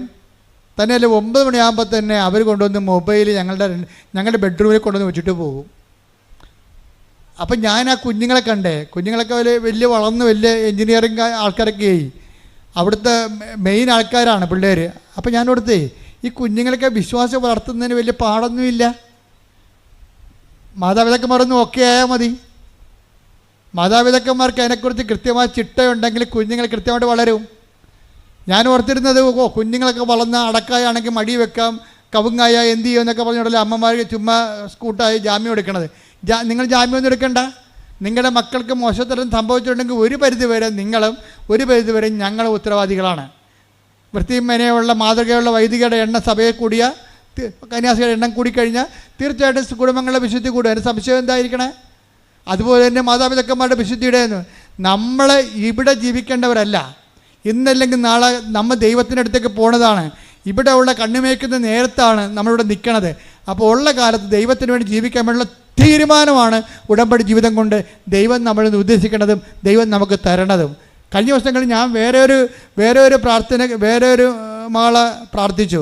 ആ കുഞ്ഞൊന്നും അനുസരിക്കണില്ല അച്ഛാ, കുഞ്ഞ് എപ്പോഴും പറച്ചാമുണ്ടിയെ പോലെ കാറിക്കൂവി ബഹളം ഉണ്ടാക്കിയാണ് എന്ന് പറഞ്ഞ് ഉടനെ അതും പറഞ്ഞുകൊണ്ട് അവിടുന്ന് ഉടമ്പടി എടുത്ത് വെള്ളച്ചീട്ടുമായിട്ട് ഇവിടെ വന്നു.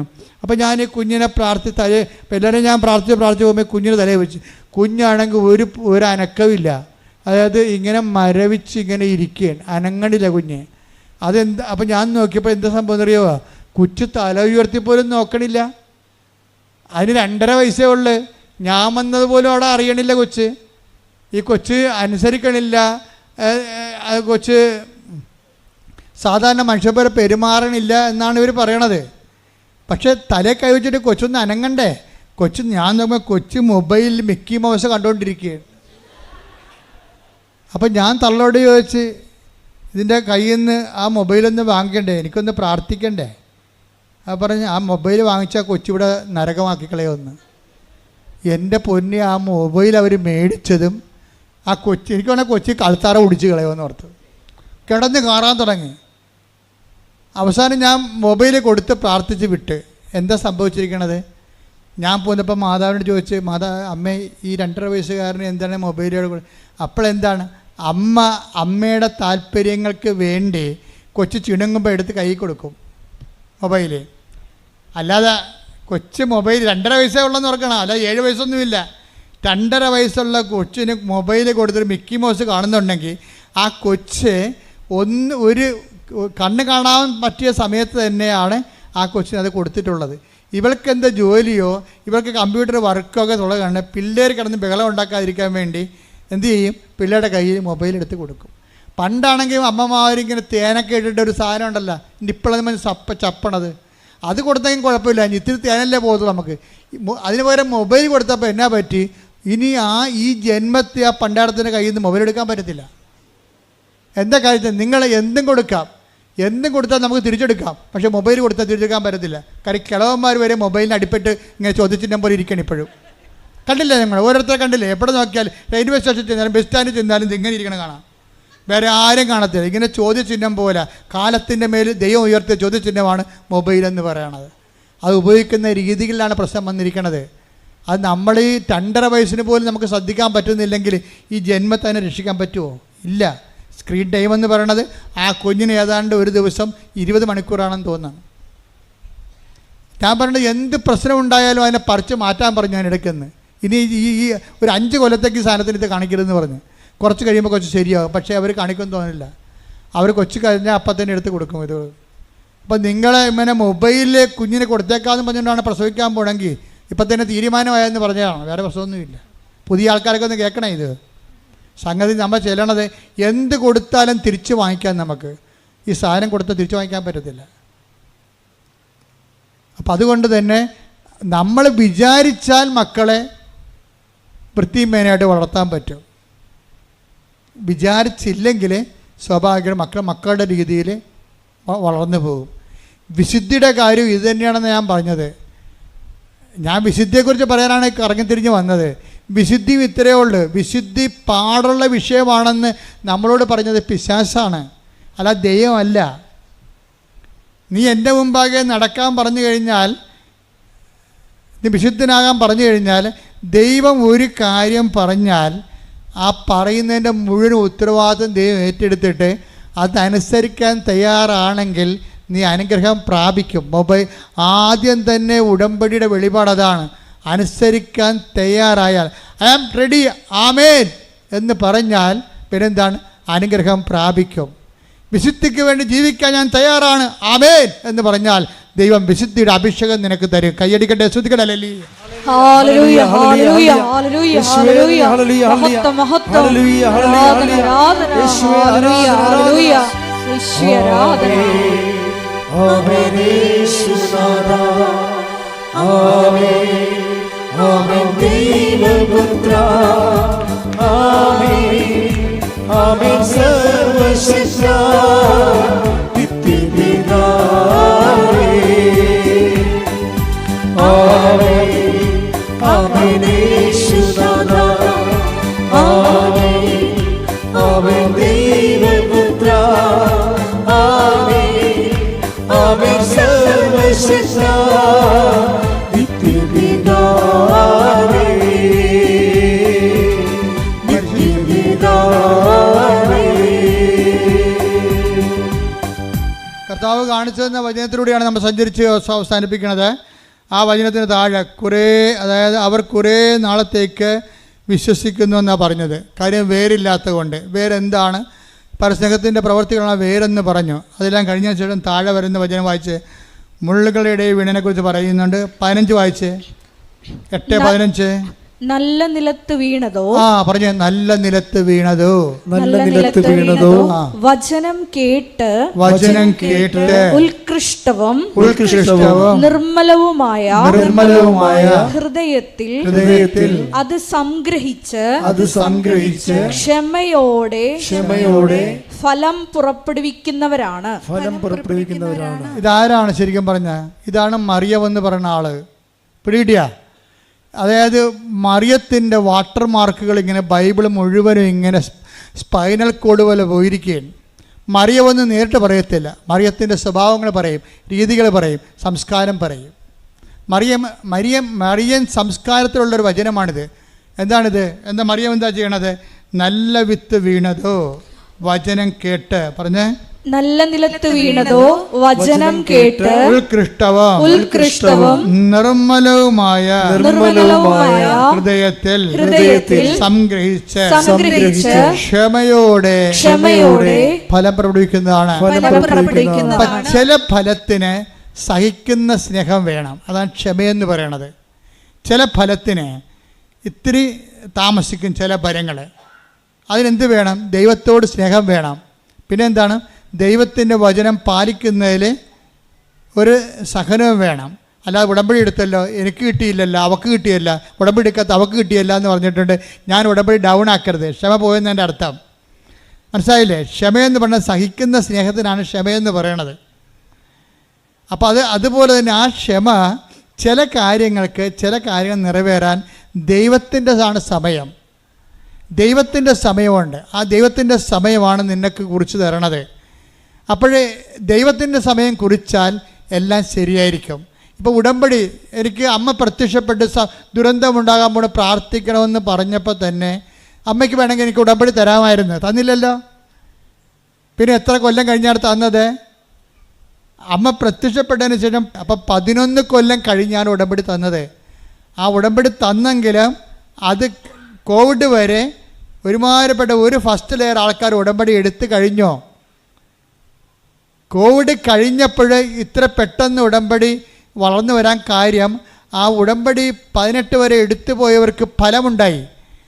അവരെല്ലാം സാക്ഷ്യങ്ങളും കൊണ്ടാണ് ഉടമ്പടി നമ്മളുടെ ഈ കോവിഡ് കഴിഞ്ഞപ്പോൾ കൃപാസനത്തിലേക്ക് വന്ന ജനം എന്തും കൊണ്ടാണ് വന്നത്?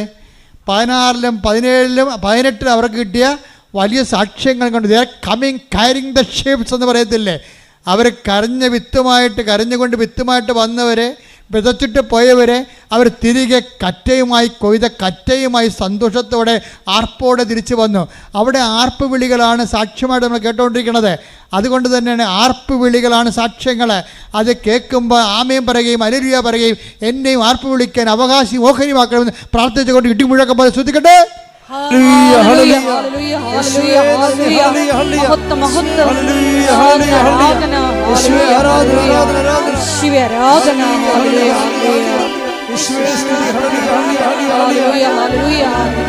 ഉടമ്പടി എടുത്ത് പോയിട്ടുള്ള എല്ലാവരും സന്തോഷത്തോടെ വന്ന് സാക്ഷ്യം പറയുവാനുള്ള കൃപ നൽകണമേ. ഹല്ലേലൂയ, ഹല്ലേലൂയ, മഹത്വം, മഹത്വം, ആരാധന, ഹല്ലേലൂയ. അപ്പോൾ സമയം, ചില കാര്യങ്ങൾക്കുള്ള സമയം ദൈവം നിശ്ചയിക്കും. ആ നിശ്ചയിക്കുമ്പോൾ അത് 1.5 സമയമായിരിക്കും. എല്ലാ കാര്യവും ഒത്തുവരണ സമയം ദൈവത്തിനറിയാം.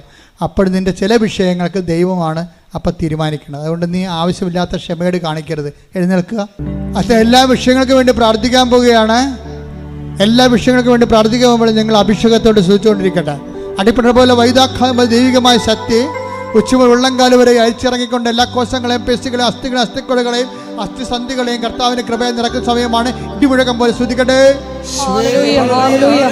കർത്താവേ, നിന്റെ ഉന്നതമായ നാമത്തിന് സ്തോത്രം ചെയ്യുന്ന കർത്താവേ, നിന്റെ വിശുദ്ധ പൗരോഹിത്യത്തെ മഹത്വപ്പെടുത്തണമേ. കർത്താവേ, സഭയിലുള്ള സാന്നിധ്യം പ്രകടമാക്കണമേ.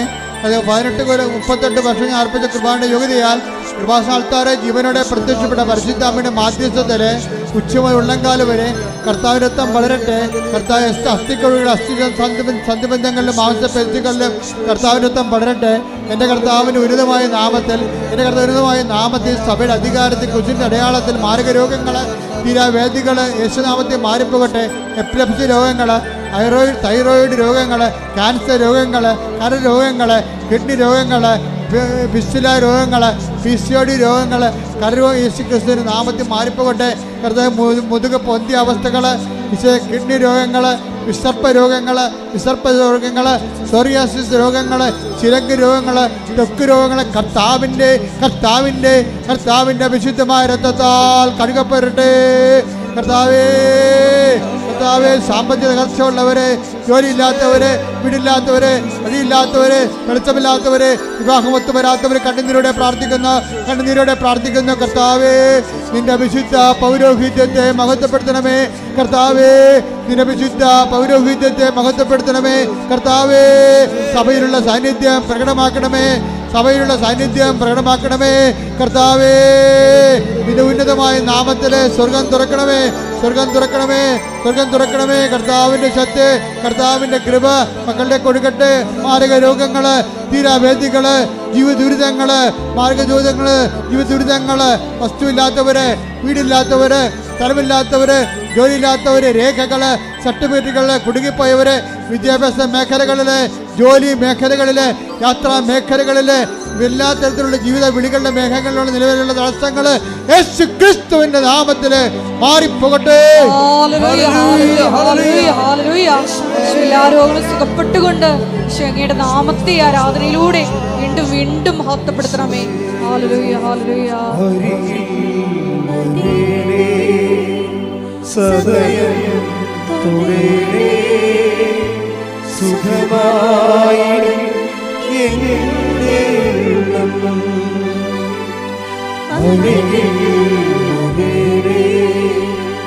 സദയം തുടരേ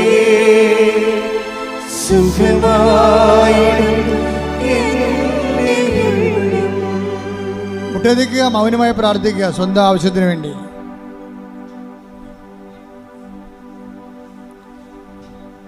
ഓൺലൈനിലുള്ളവരും മൗനമായി പ്രാർത്ഥിക്കട്ടെ.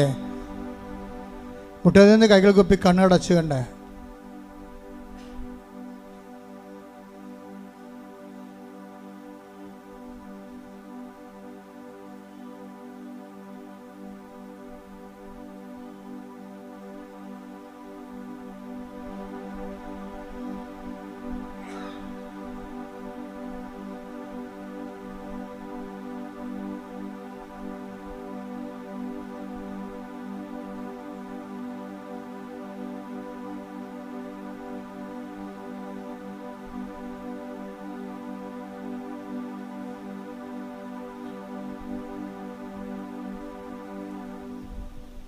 നമുക്ക് സമാപന ആശീർവാദം സ്വീകരിക്കാം.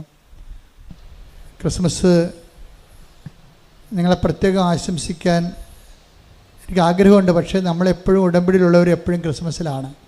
ഞങ്ങൾക്കാണെങ്കിൽ ക്രിസ്മസ് വരുന്നു എന്നുള്ളത് മറ്റുള്ളവരെ പ്രതിയാണ് നമ്മൾ ക്രിസ്മസ് എന്നൊക്കെ പറയണത്. നമ്മൾ 24 മണിക്കൂർ ഇതിൻ്റെ അകത്ത് തന്നെയല്ലേ, ഇതിൻ്റെ തന്നെയാണ് കർത്താവിൻ്റെ ജോലിയും. 24 മണിക്കൂറും ക്രിസ്മസാണ്. ദൈവം ആരിലെല്ലാം ഹൃദയത്തെ ജനിക്കുന്നുവോ ഇവിടെ എല്ലാ ദിവസവും ജനങ്ങളുടെ ഹൃദയങ്ങളിൽ ക്രിസ്തു ജനിക്കുന്നുണ്ട്. പരിശുദ്ധ അമ്മ അവരുടെ ക്രിസ്തുവിനെ കൊടുക്കുന്നുണ്ട്. അപ്പോൾ നിങ്ങൾ മറ്റുള്ളവർക്ക് ക്രിസ്മസ് ഉണ്ടാക്കി കൊടുക്കണം. പിന്നെ ക്രിസ്മസ് കാലത്ത് പ്രത്യേകിച്ച് ഉടമ്പടിക്കാർ പ്രത്യേകം ശ്രദ്ധിക്കുക, പാവപ്പെട്ടവരെ കരുതണം. ഇന്നത്തെ കാലത്ത് ഒരു പ്രശ്നം എന്ന് പറയുന്നത് ആരും കൈ നീട്ടത്തില്ല. എല്ലാവർക്കും അഭിമാനമുള്ളതുകൊണ്ട് കൈ നീട്ടത്തില്ല. നമ്മൾ ചോദിക്കണം. പക്ഷെ അവർക്ക് നമ്മളോട് ചിലപ്പോൾ ചോദിക്കാൻ തോന്നത്തില്ല. പക്ഷെ നമ്മൾ ചിലരെ കണ്ടിട്ട് അവരെ കാര്യങ്ങൾ അറിഞ്ഞ് സഹായിക്കണം. അപ്പോൾ അവർക്ക് ക്രിസ്മസ് ഉണ്ടാകും, നമുക്ക് ക്രിസ്മസ് ഉണ്ടാകും. അപ്പോൾ മറ്റുള്ളവരെ കൂടി അതിൻ്റെ അകത്ത് ജാതിയും മതവും ഒന്നും നോക്കരുത്. കാര്യം നമ്മളിവിടെ സൃഷ്ടിച്ചപ്പോൾ എല്ലാവരുടെയും കൂടെയാണ് സൃഷ്ടിച്ചത്. ദൈവം ആദ്യം മരങ്ങളെയും, അതുകൊണ്ട് ഞാൻ മരത്തിൻ്റെ കമ്പ് വെട്ടാൻ പോലും എനിക്ക് ഭയങ്കര സങ്കടമാണ്. നമ്മളെ സൃഷ്ടിച്ച് വിട്ടപ്പോൾ എല്ലാവരെയും അവരെയൊക്കെ ആദ്യം സൃഷ്ടിച്ചിട്ടാണ് നമ്മളെ അവസാനം സൃഷ്ടിച്ചത്. അപ്പോൾ അവരെ എല്ലാവരും നോക്കുക എന്നുള്ള ഉദ്ദേശത്തിലാണ് അവരൊക്കെ സൃഷ്ടിച്ചത്. അല്ലാതെ പിന്നെ നമ്മുടെ ഭക്ഷണത്തിന് വേണ്ടി നമുക്ക് അതിൽ നിന്ന് എടുക്കാം, അല്ലാതെ നമുക്ക് മറ്റൊന്നും ചെയ്യാൻ പറ്റത്തില്ല. മരങ്ങളുടെ കായ്കൾ എടുക്കാം, മത്സ്യങ്ങളെ കഴിക്കാം, നമ്മുടെ ഭക്ഷണത്തിന് വേണ്ടി മാത്രം.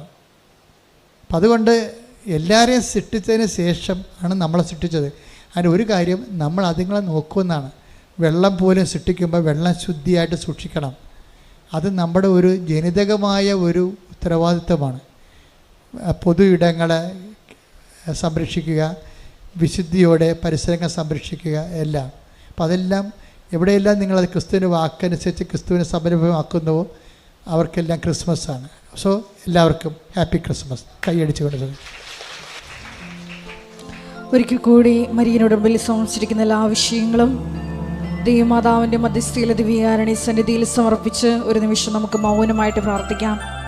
2 പത്രോസ് 1:17 തിരുവചനം അനുസരിച്ചുകൊണ്ട് ഈശോയെ ഞങ്ങളുടെ വിളിയും തിരഞ്ഞെടുപ്പും ഉറപ്പിക്കുന്നതിൽ കൂടുതൽ ഉത്സാഹമുള്ളവരായി ഉടമ്പടി നിബന്ധനകളും ഒപ്പം തന്നെ ഞങ്ങളുടെ ജീവിത ഉത്തരവാദിത്വങ്ങളും വിശ്വസ്താപൂർവം പാലിച്ചുകൊണ്ട് സ്നേഹത്തിൽ വേരുവാകി ഉറയ്ക്കുവാൻ ഈശോയെ ആരാധനയിലൂടെ ഞങ്ങളെ അഭിഷേകം ചെയ്യണമേ എന്ന് പ്രാർത്ഥിച്ചുകൊണ്ട് നമുക്ക് ശിരസ് നമിച്ച് ദിവ്യകാരുടെ നാഥൻ്റെ ആശീർവാദം സ്വീകരിക്കാം.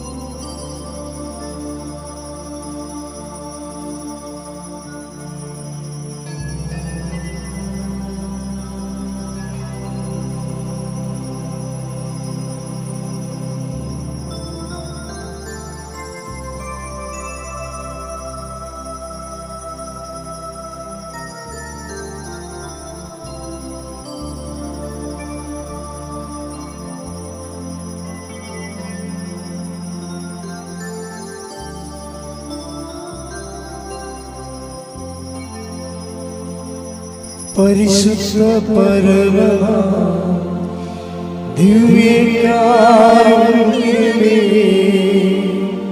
ഇന്നും എന്നും അങ്ങേക്ക് ആരാധന.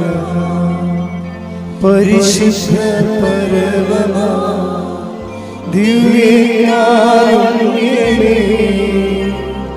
ഇന്നും എന്നും അങ്ങേക്ക് ആരാധന.